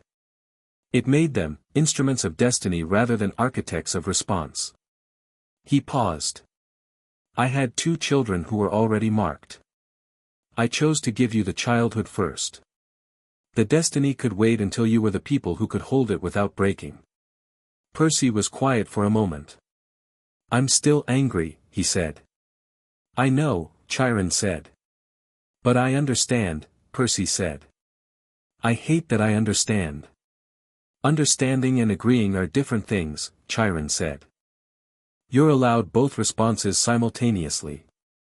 Harry looked at Chiron, at the ancient face and the careful eyes and the 11 years of deliberate, sacrificial patience that had gone into treating 2 marked children as if they were simply children, and he thought about what Percy had said on the beach. Chiron's our dad. And he thought about what that meant, what it cost a person to love 2 children toward a fate you couldn't spare them from, to give them everything you had and know it might not be enough. Chiron, Harry said. Harry. Thank you, Harry said. For the 11 years. For the choice you made. He paused. I know it wasn't easy. Chiron held his gaze for a moment, and something moved across the ancient face, not the sadness, not the pride, but something that sat beneath both of them, quieter and more complete. No, Chiron said. It was not. Percy looked between them. Then he looked at his hands. Then he said, with the kind of abrupt subject change he used when he'd reached the limit of what he could hold quietly, what do we do next? Chiron straightened. The specific posture shift that meant they were moving from the personal to the operational, which was its own form of mercy. Dumbledore has reached out, he said. Through the channels we established when he contacted me in June. He would like to discuss the Horcrux situation formally. He proposes a meeting before the next school year. Here. Harry said. Neutral ground, Chiron said. He suggested Hogwarts. I countered with here. A pause. He agreed, which told me something. That he's willing to come to us, Harry said. On our terms. Yes, Chiron said. Which means he's adjusting his model of the situation. Taking you seriously as a party rather than an asset. Our conversation in the hospital wing, Harry said. Apparently effective. Percy looked at Harry. You told him off while you were in the hospital wing? I had a direct conversation, Harry said. Harry. He needed to hear it. While you were recovering from literally being possessed by a fragment of Voldemort. I wasn't possessed. He passed through me. There's a difference. That's so much worse. It really wasn't that, Harry. Percy. They looked at each other. Percy's expression was the one that lived at the intersection of exasperation and fondness, and Harry's was the one that lived at the intersection of patience and the awareness that Percy was not wrong, exactly, just slightly more alarmed than the situation required in retrospect. I'm fine, Harry said. You keep saying that. Because I keep being fine. One of these days, when that day comes, Harry said, I will be sure to indicate it clearly. Percy made a sound that was almost a laugh. Chiron made a sound that was definitely not a laugh but was adjacent to one in a way that suggested he found both of them consistently, specifically ridiculous, which Harry thought was fair. The meeting with Dumbledore, Chiron said, returning them to the point with the practiced efficiency of someone who had been managing Percy's tangents for 3 years and Harry's understatement for 11. I'll arrange it for mid-August. Before you return to Hogwarts. He looked at them both. Between now and then, I'd like you both to rest. We're not, Percy started. You are, Chiron said. You've both been through sustained high-stress situations for 9 months. Your bodies are fine. Your nervous systems need processing time. He paused. Also your combat forms have drifted slightly, which tells me you've been improvising under pressure rather than applying training, which is natural but correctable. We'll work on restoration, not new material. So we train, Percy said. But the easy version. The foundational version, Chiron said. Which is harder than the advanced version in the ways that matter. Percy opened his mouth. Footwork, Chiron said. Percy closed his mouth. Harry caught the faintest possibility of a smile at the corner of Chiron's mouth and tucked it away. The summer moved. There was a week where they did almost nothing, a specific, earn nothing, the kind where you sleep late and eat a lot and let the days go soft at the edges. Percy surfed, which he did by standing in the water and letting the waves do whatever he asked, which technically wasn't surfing and more accurately was a conversation with the ocean. Harry read, worked through 2 texts on magical theory that Hermione had sent him over the summer with annotations that were almost as long as the texts themselves and occasionally more useful. He wrote to Hermione and Ron both, separate letters, because their summers were different and they deserved different letters. He wrote to Annabeth, in Greek, a longer letter than usual because the summer had produced enough material for a longer letter. He wrote to Dumbledore, once, brief and specific, to confirm the August meeting. Hermione's response came back in 4 days and was 6 pages long and contained a chart comparing theoretical approaches to soul division magic across 5 different cultural traditions. Ron's response came back in 2 weeks and contained a description of a gnome degenoming incident that made Harry laugh out loud in the middle of the dining pavilion, which drew stares. Good news? Percy asked. Ron's gnome bit him on the finger, Harry said. He's calling it war. Is he winning? He seems optimistic, Harry said. Percy grinned. I want to meet this guy. You'll like him, Harry said. He's the genuine article. High praise from you. Highest, Harry confirmed. Annabeth's response came by Camp Owl rather than regular mail, which meant she'd send it from somewhere within the camp network, which meant she was nearby. The letter said, I've been thinking about the Ariste principle and what you told me about your mother's protective magic. I want to run some tests. Don't worry, nothing dangerous. Come to the Athena cabin when you get this. Percy read over his shoulder and said, tests, with the tone of someone who had experienced Annabeth's tests before and had feelings about it. You don't have to come, Harry said. I'm absolutely coming, Percy said. Someone has to make sure you don't volunteer for anything structurally unsound. Annabeth's tests were not dangerous, exactly. They were thorough, which in Annabeth's case was more demanding than dangerous in some ways. She had Harry channel his own magic, the wand-based wizarding kind, while she monitored the ambient magical output, then had him recall the chamber with Quirrell and consciously access whatever his mother's protection felt like from the inside, and she took notes in a system of notation that she developed herself and that Harry had always found genuinely impressive in its elegance. It's layered, she said, more to her notes than to them. 2 distinct magical signatures in you. The wand magic is learned, pattern-based, relies on intention and gesture. The other one, she paused, consulting her notation. It's older. Not Greek old, not Olympian. It's human old, which is different. It's the specific magic that comes from, she paused again. Love, Harry said. Annabeth looked up. Don't say it like it's simple. I'm not saying it's simple, Harry said. I'm saying it's the word. It's not just love, Annabeth said, which was the Annabeth Chase version of agreeing. It's sacrificial specifically. The magic activates in response to sacrificial intent, it's like a recognition system. Someone chose death to prevent your death, and the magic of that choice became structural. It became part of you. She tapped her stylus on the notebook. It explains why it's reactive rather than passive. It's not a shield. It's a counterresonance. It recognizes the kind of will that would sacrifice others for power, and it responds to it. Because that's the opposite of what created it, Harry said. Exactly. Percy, who had been sitting on a bunk watching this with his arms crossed, said, so Harry is literally walking around with his mother's last choice inside him. The room went quiet. Annabeth looked at her notes. Harry looked at the wall. Percy looked at Harry with the direct, uncalculating clarity that was his particular gift and his particular way of being a brother, saying the true thing, even when the true thing had weight, because not saying it would be a kind of abandonment. Yeah, Harry said, after a moment. Yeah, that's what it is. Percy started. It's good, Harry said. It's an advantage. Annabeth's right that it's a counterresonance. It means Voldemort specifically can't, he paused. He can't do to me what he does to other people.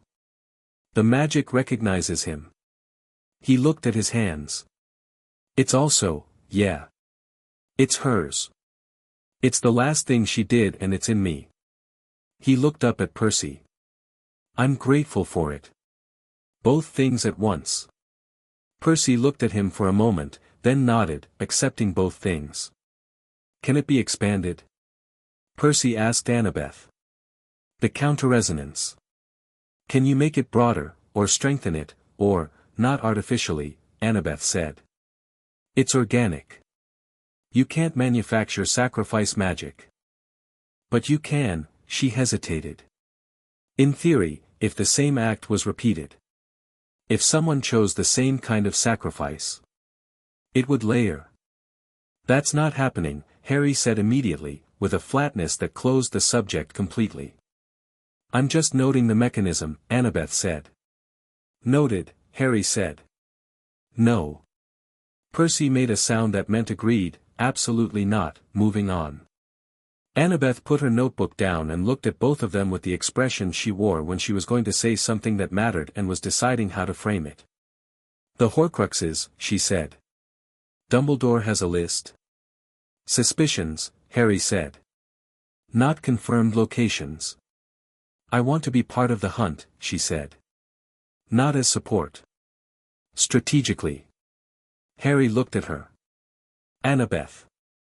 I know, she said. I know it's the wizarding world's problem and I'm not a witch and the camp has its own, that's not what I was going to say, Harry said. She stopped. I was going to say, yes, Harry said. Of course yes. I've been assuming you'd be part of it. You and Percy both. He paused. But we do it right.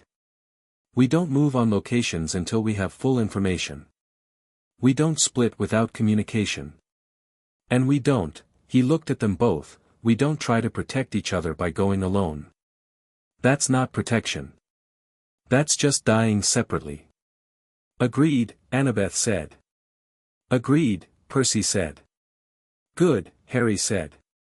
It was the most important conversation they'd had, in some ways. Not because of what they decided, the decisions were practical and clear, but because of what it meant that they could have it at all. 3 people, 2 worlds of magic, one shared understanding that what was coming was bigger than any of them alone and didn't require any of them to be heroes in the solitary figure on a hilltop sense. Just capable people, moving together, toward the same thing. Chiron met Dumbledore on a warm evening in mid-August, on the grass in front of the big house, and the two of them stood there for a moment looking at each other with the quality of very old beings who had been on parallel courses for a long time and were now, finally, in the same conversation. Harry and Percy stood slightly behind Chiron, not framed as subordinates, framed as the people this meeting was fundamentally about, present and central and self-possessed. McGonagall stood behind Dumbledore. She was looking at the camp with an expression that Harry read as professional assessment, taking it in, measuring it, reassigning several of her prior categories. Dumbledore looked at Harry. Harry held his gaze.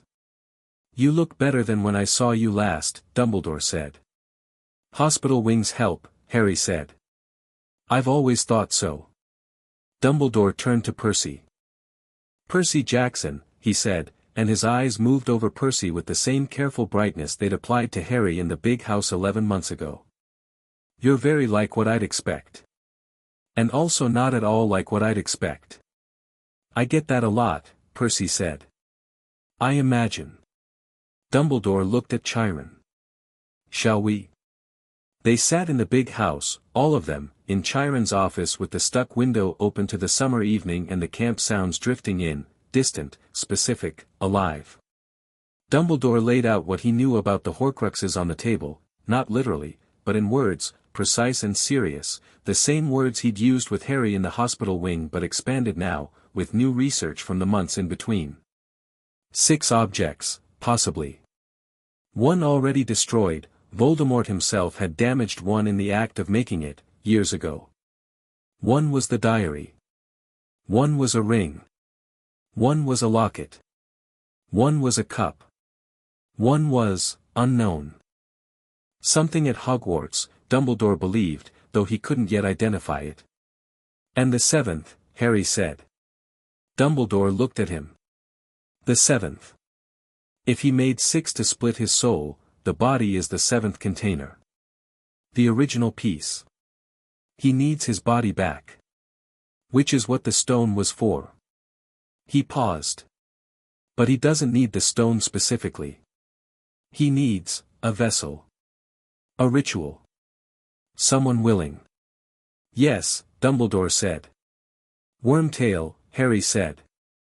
The name had come up in Dumbledore's account of the original war.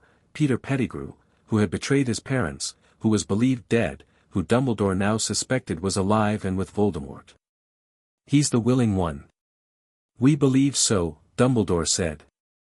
"Which gives us a timeline," Harry said.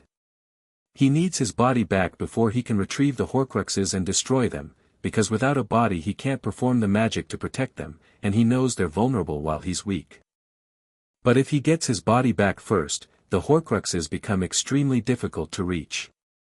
He looked at Dumbledore. "We need to get to the Horcruxes before he gets his body." "That is my assessment as well," Dumbledore said. "Then we need to move," Harry said. "Not immediately. But soon.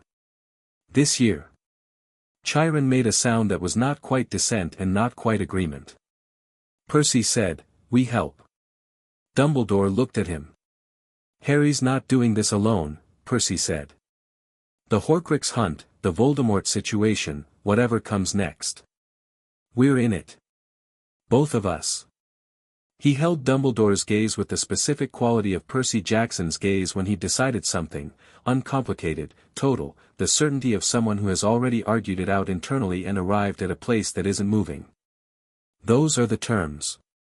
Dumbledore was quiet for a moment. Looked at Chiron, who said nothing. Looked at Harry, who said nothing, because Percy had said it correctly and there was nothing to add. "I accept those terms," Dumbledore said. McGonagall was looking at Percy with an expression Harry recognized, the same expression she'd worn when the Sorting Hat had been on his head, the expression of someone encountering something that was going to require the expansion of a category. "Good," Percy said.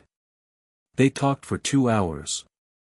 Maps, timelines, locations, the mechanics of Horcrux destruction. Dumbledore was forthcoming in a way that Harry thought had been difficult for him and was deliberate, a choice made in response to being told the truth in a hospital wing. Percy asked good questions and Annabeth, who Harry had quietly invited to the edge of the meeting, sitting outside the office window on the porch, passed notes through the window in a writing too small for Dumbledore to read from across the room but which Harry could see clearly. When Dumbledore and McGonagall left in the late evening, the camp had gone quiet around them, the long island night thick with stars and the sound in the distance doing its gentle, continuous work. Harry stood on the porch with Percy and Chiron and watched the visitor's car move back up the road. "He'll hold to it," Percy said. "The terms." "He will," Harry said. "He doesn't want to manage me anymore. He finally understood that managing me makes me less effective, not more." "Smart man," Percy said. "Very," Harry agreed. "Dangerous because of it, but useful for the same reason." Chiron said, from behind them, "You have both grown considerably this year." They turned. He was looking at them with the full Chiron expression, the one with all the layers, the ancient and the paternal and the proud and the sad and the long view that only came from having watched generations move through the same arc of youth and threat and choice. "Don't get sentimental," Percy said, but his voice was soft. "I am 3,000 years old," Chiron said. "I have earned the right to sentiment." Harry looked at him. At the old man who had received a basket on his doorstep and a note that said give him everything and had done exactly that for 11 years, not because prophecy demanded it, not because Dumbledore arranged it, but because he had looked at a child with a lightning bolt scar and a name that meant something and had chosen, with all the deliberateness of someone who knew the cost, to love him first. "Chiron," Harry said. "Yes." "When this is over," Harry started. "When this is over," Chiron said, "you will both come home. That is the only ending I am prepared to consider." Percy looked at Harry. Harry looked at Percy. "Yeah," Percy said. "That's the plan." The stars were very bright over Long Island. The summer was almost done. In 3 weeks Harry would be on platform 9 3/4 again, and in 3 weeks Percy would be at camp for the start of another year, and something between them, the thread the oracle had named, the thing the fates had apparently been spinning since before either of them was born, was pulled taut and holding. Neither of them said anything for a while. They didn't need to. Chapter 6, where the wild magic meets the sea. 3 days before Harry was supposed to leave for Hogwarts, the thing came out of the sea. It arrived at 4 in the morning, which was the hour monsters preferred, not out of dramatic instinct but because 4 in the morning was when human alertness bottomed out, when the camp's watch rotations had their longest gaps, when the border magic was thinnest at the water's edge because the wards were designed to stop things coming over the boundary, not things rising from underneath it. Harry heard it before he saw it. He was awake already, had been awake for an hour, lying on his bunk in the eastern cabin with the particular pre-departure insomnia that had found him every September, the kind that wasn't quite anxiety and wasn't quite excitement but lived in the narrow place between them. He was staring at the ceiling and thinking about Horcrux timelines when the sound reached him through the open window. Not a roar. Not a crash. Something worse than both, a low, continuous vibration that sat at the edge of audible range and pressed against the bones of the inner ear, the kind of sound that made animals go still and people go cold, the sound that existed below the threshold of hearing but above the threshold of feeling. Percy sat up in his bunk simultaneously. They looked at each other in the dark. "You hear that?" Percy said. "Yes," Harry said. They were out of the cabin in 30 seconds, dressed, armed, Harry's wand in his right hand and his celestial bronze knife on his belt, Percy with riptide uncapped and extended to its full sword length, the blade casting its own faint golden light in the pre-dawn dark.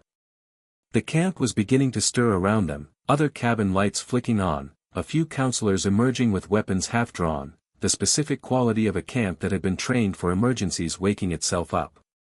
The sound was coming from the water. They ran toward it. The beach in the pre-dawn was gray and wide and the sound was wrong, not behaving the way water behaved, not even behaving the way it behaved around Percy, who could move it and read it and speak to it.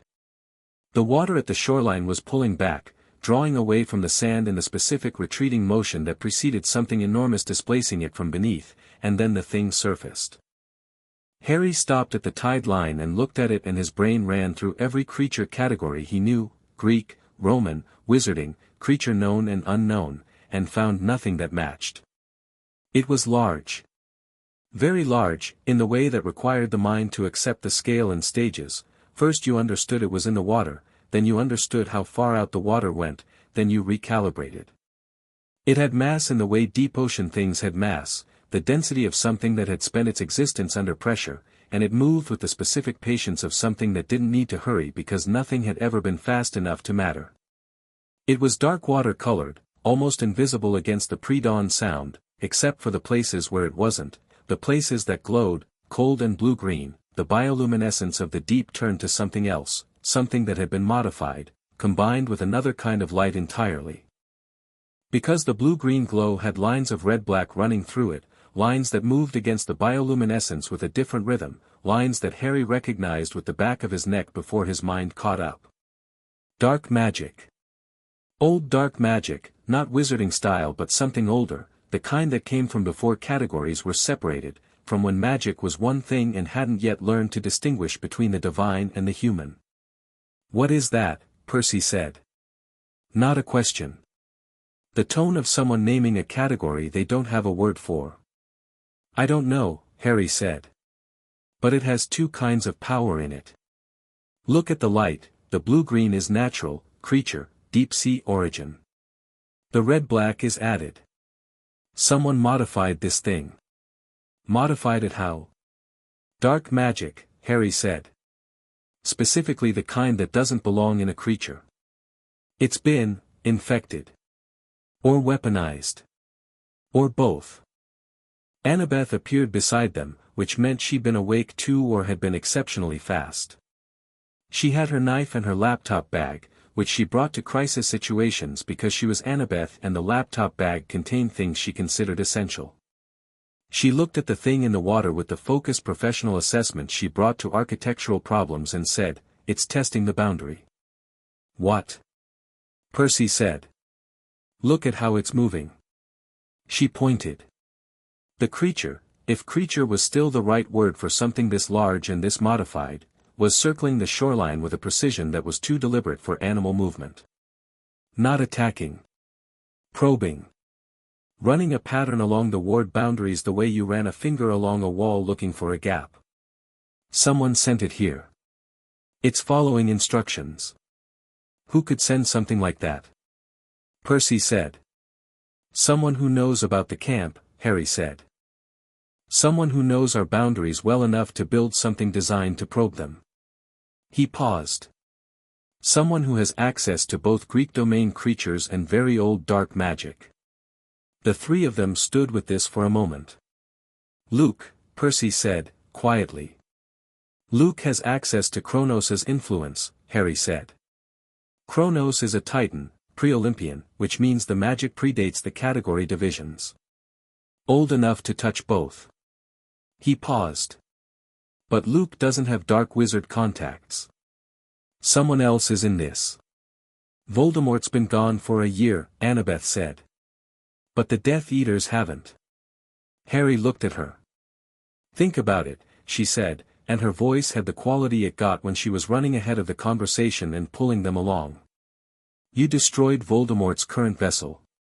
He's formless, weak, looking for options. Someone on his side, someone who had resources and connections before he fell, might have found a way to reach out to Kronos' network. Not Voldemort himself. His people. A Death Eater who found Luke, Percy said. Or found Kronos' operation, Annabeth said. And offered something. Information, resources, a target. She looked at the creature in the water. What better target than the two people both sides need to eliminate? Kill you both with one move, weaken both the wizarding resistance and the Olympian defense. Harry looked at the thing in the sound and understood that this was what the prophecy had been pointing at, not just parallel threats running separately, but the moment the parallel lines converged. This was the intersection. The place where the two prophecies stopped running alongside each other and ran into each other. Chiron, Percy said. Chiron was already there. Harry hadn't heard him approach, which meant either Harry's attention had been more completely on the water than he'd realized, or Chiron had moved with the silence of 3,000 years of careful steps. He was in full centaur form, looking at the creature with an expression that was utterly still. I know what it is, Chiron said. What? Harry said. It doesn't have a name that has been used in the last 2,000 years, Chiron said. The old texts called it a katapuntismos. A drowner.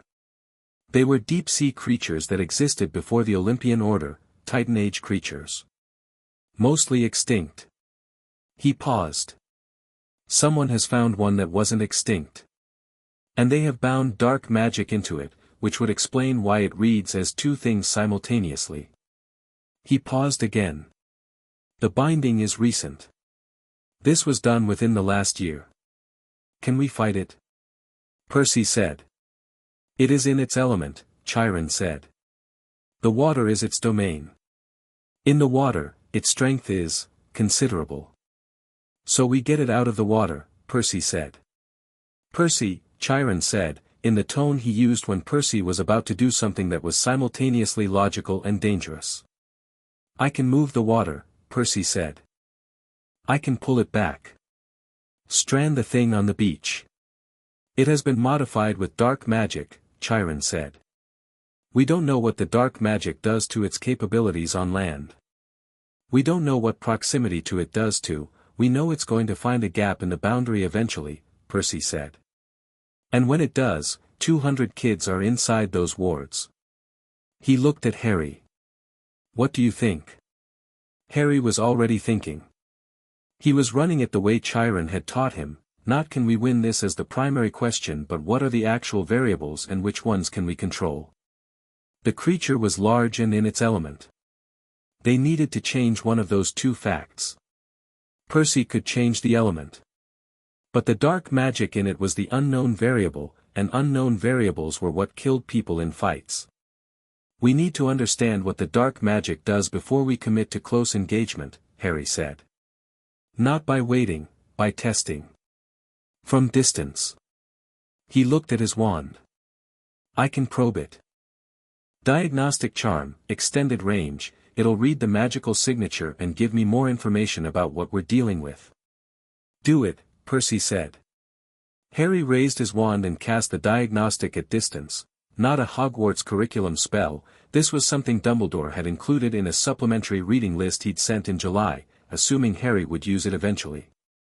The charm extended toward the creature in a thin thread of amber light, touched it, and returned a cascade of information that hit Harry's wand hand like vibration. 2 signatures.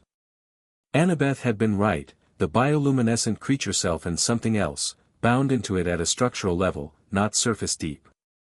The dark magic was not a weapon added to the creature.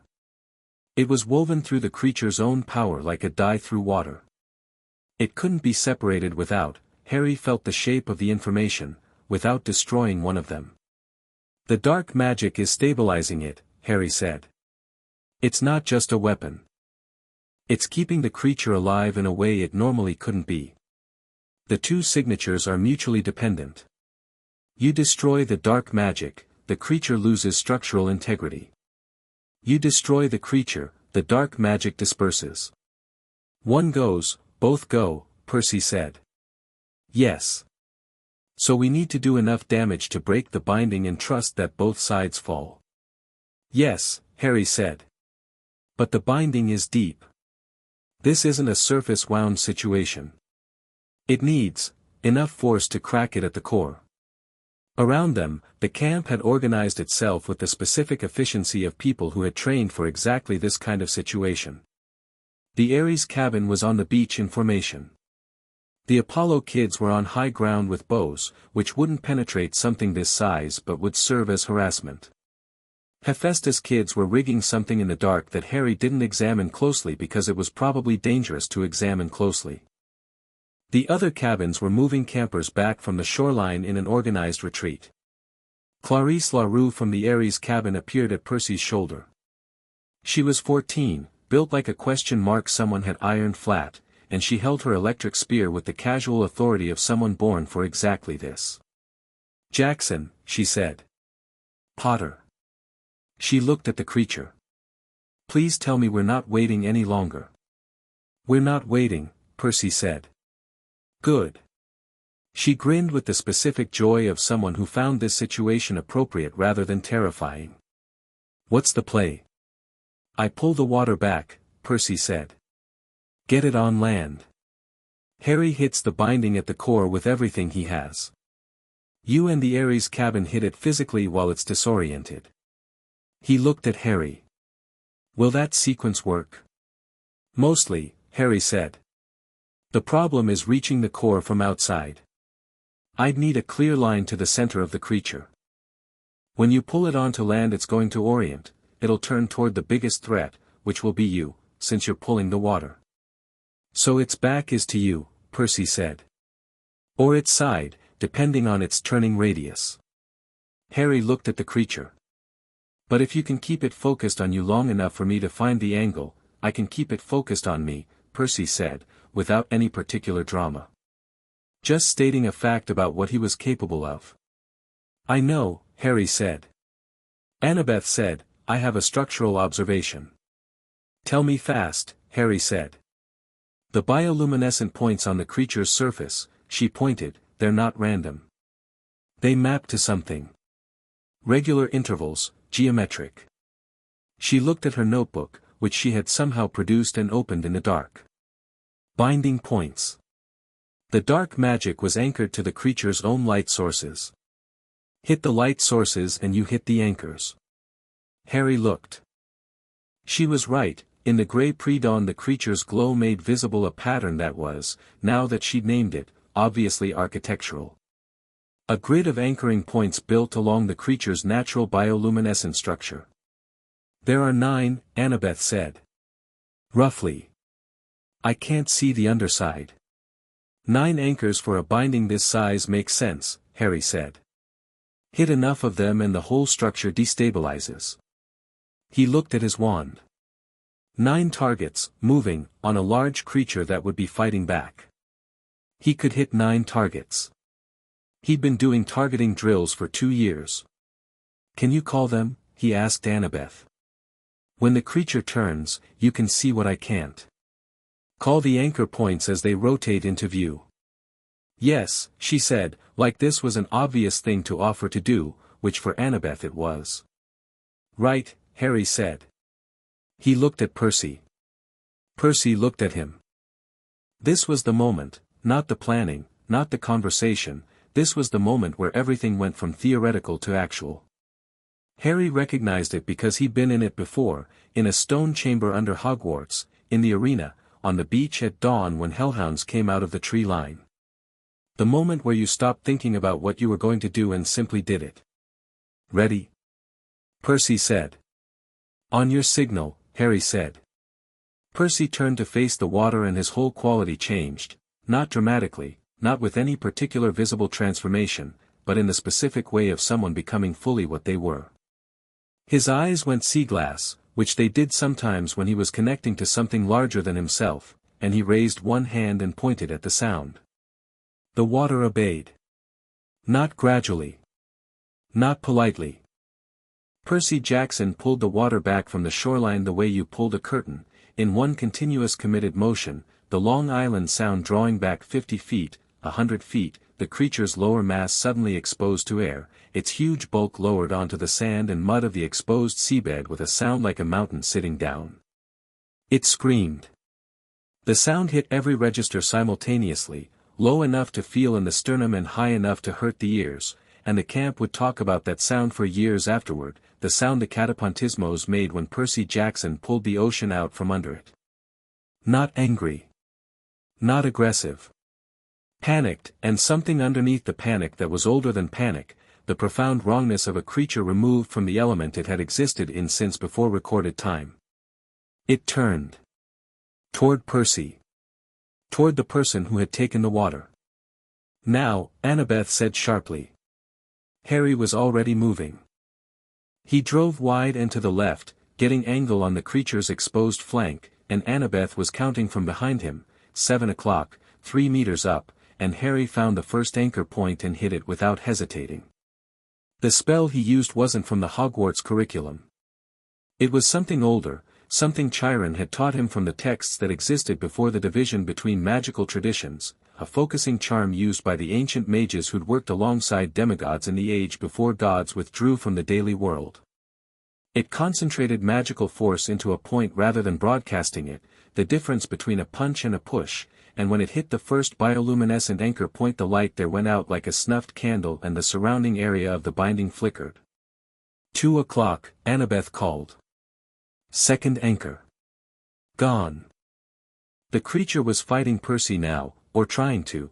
It was weakened by the absence of water, slower, its movements having the desperate quality of something working against its own disadvantage, but large was still large and it threw itself toward the shoreline trying to reach water it no longer had access to, and Percy was holding the sea back with both hands and every degree of concentration he possessed, his feet planted in the sand, the sea wall behind him holding by the specific force of his will. 5 o'clock, third anchor. The binding flickered more visibly. The Ares cabin hit it from the front, 17 demigods with celestial bronze weapons, working in the formation Clarice had drilled into them, not trying to kill it directly but cutting at the anchor points. Annabeth was triangulating and shouting to them through the noise. Clarice drove her electric spear into one of the glowing points and the shock of it ran through the creature's surface and something in the binding cracked audibly, a sound like ice splitting under pressure. It's reorienting, Annabeth called, louder now, because the creature was turning in response to the multiple attacks, its attention fragmenting. 12 o'clock high, fourth. 9 o'clock, fast, fifth. The dark magic signature was visibly destabilizing now. Harry could see it in the way the red-black lines in the creature's bioluminescence had begun to stutter and flicker, the coherent pattern breaking into something irregular. He was also aware that something was changing in the air. The dark magic in the binding, as it came apart, was releasing, not dissipating cleanly, but releasing into the surrounding space the way a pressurized container released its contents when the seal failed. The air above the creature was getting thick with it, the specific wrong cold of dark magic in concentration, and Harry recognized from the chamber with Quirrell what that cold meant when it got heavy enough. It was going to do something when the last anchor broke. "Percy," Harry shouted. "I know," Percy shouted back, which meant he could feel it too, could feel the pressure building in the released magic the way he felt pressure in water. "When the last anchor breaks, get down," Harry called. "Define down, close to the ground, low center of gravity, full contact." "Harry, I'm holding the entire Long Island Sound, you can do both." "That's wildly optimistic, Annabeth," Harry called. "For left," she shouted. "Two high, one mid, one at the base. The base one goes last or it triggers the others." "What order?" "High mid base." Harry moved. He was running now, finding the angles fast, and this was where 11 years of footwork drills came in, not just the casting but the movement, the ability to hit targets while in motion, to maintain intent and precision under physical stress, to be everywhere the shot needed him to be because the creature was moving and the targets were moving and standing still was a way to miss. Sixth anchor. The cold in the air doubled. Seventh. The creature screamed again, this time in pain. The Ares cabin scattered. Clarice had read what was coming and was pulling her people back from the immediate vicinity of the thing. Smart. Harry filed this as useful information about Clarice's situational awareness.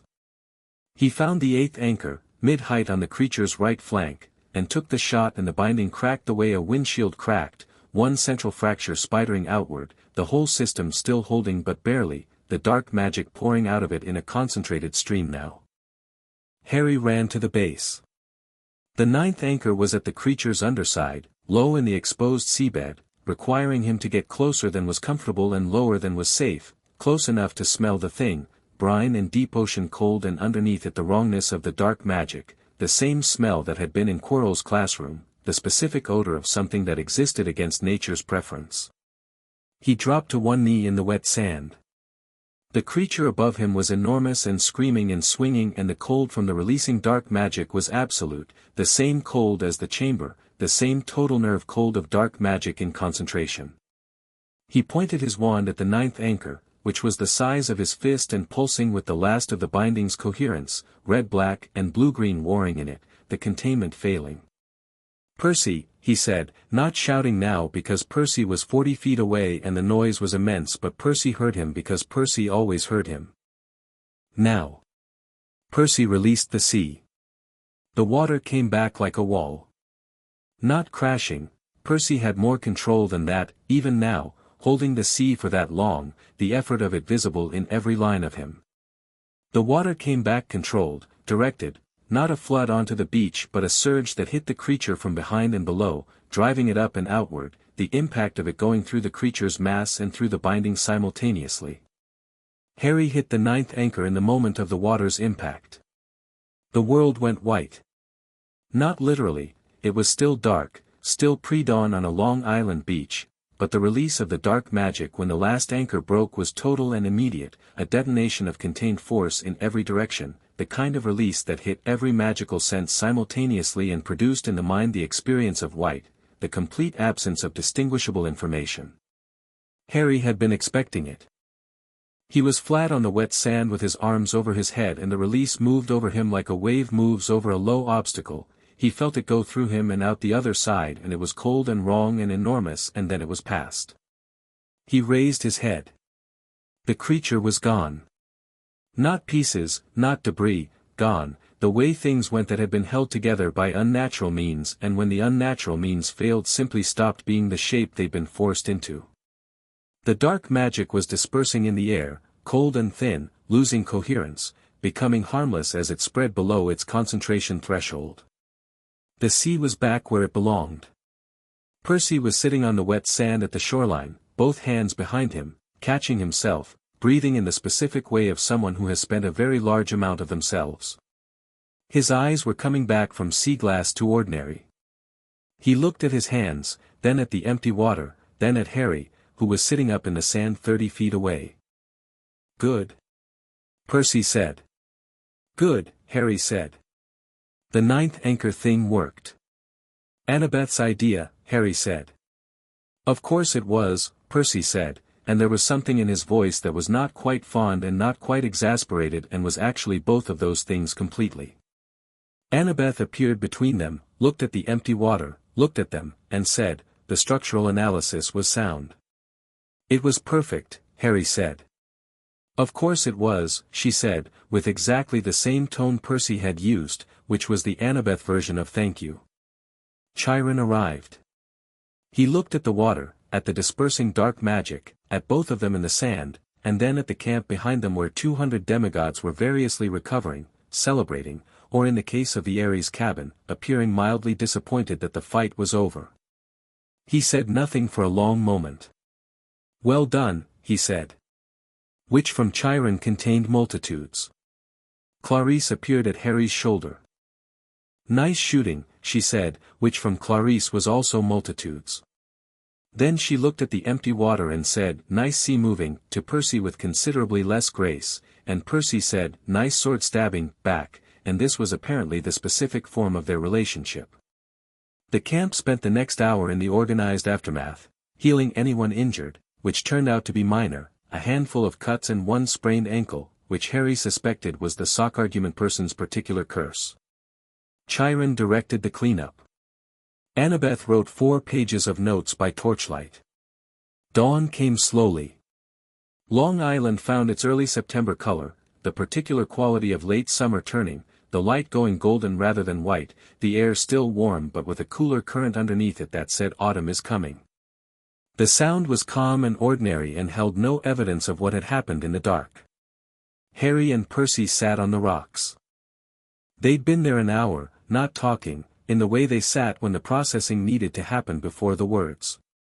The camp had gone back to breakfast behind them, smell of bacon drifting down from the dining pavilion, voices, the occasional clang of something metallic from the forge already. Life resuming. That was the convergence point, Percy said. Yeah, Harry said. The prophecy. Where they meet, the twin-born thread holds fast. That was it. That was the first one, Harry said. Percy looked at him. That was the first time the two prophecies ran into each other directly, Harry said. Not the last. The oracle said what neither starts alone shall be what lasts. Past tense. A thing that will be established. You don't establish something in one instance. He paused. We're going to need to do this again. More times. Whatever comes next, the Horcrux hunt, Kronos' return, it's going to keep converging. Percy was quiet for a moment. Are you okay with that? Are you? I asked first. Harry looked at the water. The sound was doing its summer to autumn transition, the color of it deepening slightly, the specific green going more blue. He thought about the chamber under Hogwarts and the cold that had gone through him. He thought about watching Percy hold the sea back by force of will and feeling the thread of the prophecy pulled taut across an ocean and across a year. He thought about the mirror he'd stood in front of in October, in an unused classroom, and what he'd seen, the future version of both of them looking like people who had finished something. Finished, not just survived. There was a difference. You could survive and still be diminished. You could finish something and be intact. He still wanted the second one. Yeah, he said. I'm okay with it. Because it's what we're built for, Percy said. Because it's what we chose, Harry said. That's different. Percy looked at him sideways. Is it? Built for means you don't get a say. Chosen means the prophecy arrived at the right answer through the right mechanism. He paused. We're the ones who should be doing this. Not because fate said so. Because if I had to pick two people for this job from everyone I know, I'd pick us. Percy was quiet for a moment, turning this over. Then, that's either really confident or really arrogant. Both, Harry said. In proportions I'm comfortable with. Percy almost laughed. Almost. Then something in his face went serious in the specific way it went serious when he'd been circling something for a while and was ready to say it directly. Luke, Percy said. Yeah. He's not going to stop. Whatever Kronos is promising him, he's committed. He's not going to come back from it the way you might hope. I know, Harry said. I don't know how to fight someone Percy stopped. Started again. Someone I grew up with. Someone who was good, and then wasn't, and who has a real point about the real thing underneath all the wrong conclusions. You don't fight that person the same way you fight the ones who are always against you, Harry said. You fight that person by making sure the thing they were right about gets fixed. By proving that the system can be better than what it's been. By not becoming the same as what you're fighting. Percy looked at him. You've thought about this. Voldemort had followers who weren't born evil, Harry said.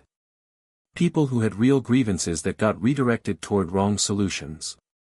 Dumbledore mentioned a man named Regulus Black, died trying to destroy one of the Horcruxes from the inside. Was a Death Eater first. Changed. He paused. Being on the wrong side and then choosing differently is possible. But it requires the right side being worth choosing. Being actually different. So we have to be actually different, Percy said. We have to be actually different, Harry said. They sat with this. The morning moved. We're 12 and 13, Percy said. Yes, Harry said. The fate of two worlds. Apparently. That's an insane amount of responsibility for people who still have to do homework. To be fair, Harry said, you don't technically have homework. I have Chiron's reading lists, Percy said. Which are worse? Harry smiled. He didn't try to make it small. Yeah, he said. It is a lot. But we're okay, Percy said. We're okay, Harry said. Both of us. Both of us. They looked at the water. Percy picked up a stone and held it. Harry did the same. I've been thinking, Percy said. About what?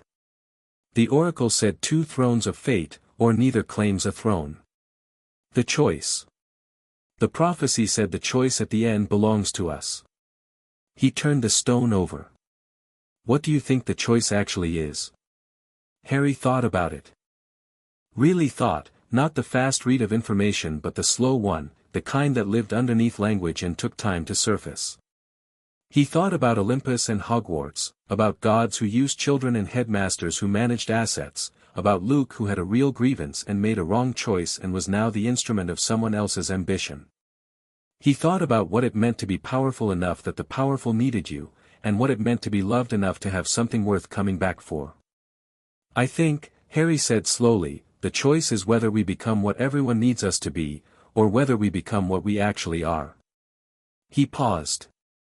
The thrones are real. The power is real. If we win this, both sides of it, the Horcruxes and Kronos, will be the most powerful people in two worlds. And the choice is whether we use that to install ourselves at the center of things, which both prophecies are pushing toward, or whether we use it to, he paused. To make ourselves unnecessary. Percy was quiet. Make ourselves unnecessary, he repeated. Build things so strong that they don't need us to hold them up, Harry said. Fix the things that made Luke. Fix the things that made Voldemort possible. And then step back. He looked at the water. That's harder than taking the throne. But it's the only version where we're still us at the end. Percy was very quiet for a long time. A wave came in and went out. That's the most Chiron thing you've ever said, Percy said. I've had a good teacher, Harry said. Percy threw his stone. 8 skips. His personal record, Harry noted. Appropriate. Then Percy said, very quietly, without looking at him, I'm glad you were in the basket. Harry looked at him. What? The basket Fox put you in, Percy said. When he brought you here. I'm glad you were in it. He paused. I know that sounds, no, Harry said. I know what you mean. Because if you'd gone to the Dursleys, I know. Or if Dumbledore had found you first and, Percy, Harry said. Yeah. I'm glad too, Harry said. Every version of this where I didn't end up here, I don't want any of them. He paused. This is the right story. Percy looked at him, and for a moment he looked 13 and exhausted and full of things that didn't have words yet, and then he looked like himself again, Percy Jackson, son of the sea god, who had fought Ares and walked through the underworld and held the Long Island Sound back by sheer will and who was Harry's brother in every way the word actually mattered. Right, Percy said. Okay. The right story. He nodded once, settling it into himself. You leave in 3 days. 3 days, Harry said. You're coming back at Christmas. If nothing catastrophic happens before Christmas. Harry, Percy said, in the tone of someone who had decided to refuse the qualifier. Yes, Harry said. I'm coming back at Christmas. And the Horcrux hunt, we move on Dumbledore's information when it's solid. Not before. Together. Together, Percy said. Together, Harry said. They put their hands out, hand to wrist, camp style, the grip they'd been using since they were 6 and Chiron had taught them Roman greetings and they'd repurposed it as their own. The grip was firm and brief and meant everything it had always meant, and a little more besides, because they were a year older and a year deeper into something enormous and they both knew it and neither of them was afraid. The morning was fully arrived now. The summer was done. The sound was blue and moving and ordinary in the specific way of something that had just held wonders and returned to itself, and the camp was alive above them with 200 demigods doing the irreducible work of existing, fighting and arguing and laughing and training. And somewhere across the Atlantic was a Scottish castle with old magic in its stones and Ron Weasley's letters arriving at the end of term and Hermione's annotated books and a defense against the dark arts position that kept going wrong and a scar that had gone quiet and was biding its time. 2 prophecies running. 2 threats gathering.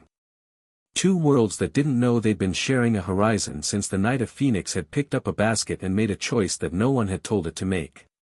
Harry felt the fullness of it, not its weight, or not only its weight, but the actual fullness of it. He felt it the way you felt something large and real when you'd stopped running from the size of it and turned to look at it straight. They had time. Not forever, the prophecies had a shape to them, an arc, and the arc came down somewhere, some confrontation that was still years away, still building itself out of the decisions they were making now. Horcruxes to destroy. A titan to face. Dark wizards and monsters and the specific, recurring human catastrophe of people with real grievances choosing wrong solutions. They had time, and they had each other, and they had everything Chiron had put into them, and they had two kinds of magic and the specific thing that existed between the two kinds when they ran together, which was something neither world had seen before and which the creature in the sound had found out was not theoretical. Chiron appeared at the top of the beach path. "Breakfast," he said. "Both of you. Now. The world is not ending today and food is still relevant." Percy looked at Harry. Harry looked at Percy. "He's right," Harry said. "He's always right," Percy said, aggrieved. "It's extremely annoying." They got up. They walked up from the beach together, matching stride, the way they always had, side by side, the specific rhythm of two people who had grown up in the same gravity and found it easier to move in it together than apart. The camp spread out above them in the morning light, golden and loud and gloriously ordinary. The forge was going. The arena was already clashing. The strawberry fields on the east side would trip you near the third row if you weren't paying attention, and Harry made a note to warn whoever was doing the picking today. The summer was over. Everything was beginning. 2 weeks later, Harry Potter stepped through the barrier at platform 9 3/4 for the second time. He had his trunk, his owl, and the camp bead necklace under his robes. He had a letter in his pocket from Percy, written the night before, in their private notation system, that said, "Stay sharp and right when you land, and also Ron sounds like someone I'd actually like, so tell him I said hi," which was the Percy Jackson version of a blessing. He had 2 years of Horcrux intelligence building in Dumbledore's careful hands. He had an Annabeth Chase theory about the nature of protective magic that she described as preliminary, but that Harry thought was probably the key to something enormous. He had Chiron's 11 years and his mother's last choice and his father's grin from a photograph that still moved when you looked at it. He had the shape of a prophecy that named him, and a brother who was named in the same breath, and the specific quality of knowing that the thread between them had been tested and had held. The Hogwarts Express was red and steaming and already loud with returning students, and Harry walked toward it through the crowd at platform 9 3/4 with the comfortable purposeful stride of someone who knew where they were going. Not because fate had said so. Because he had chosen it. That was the difference. That was everything.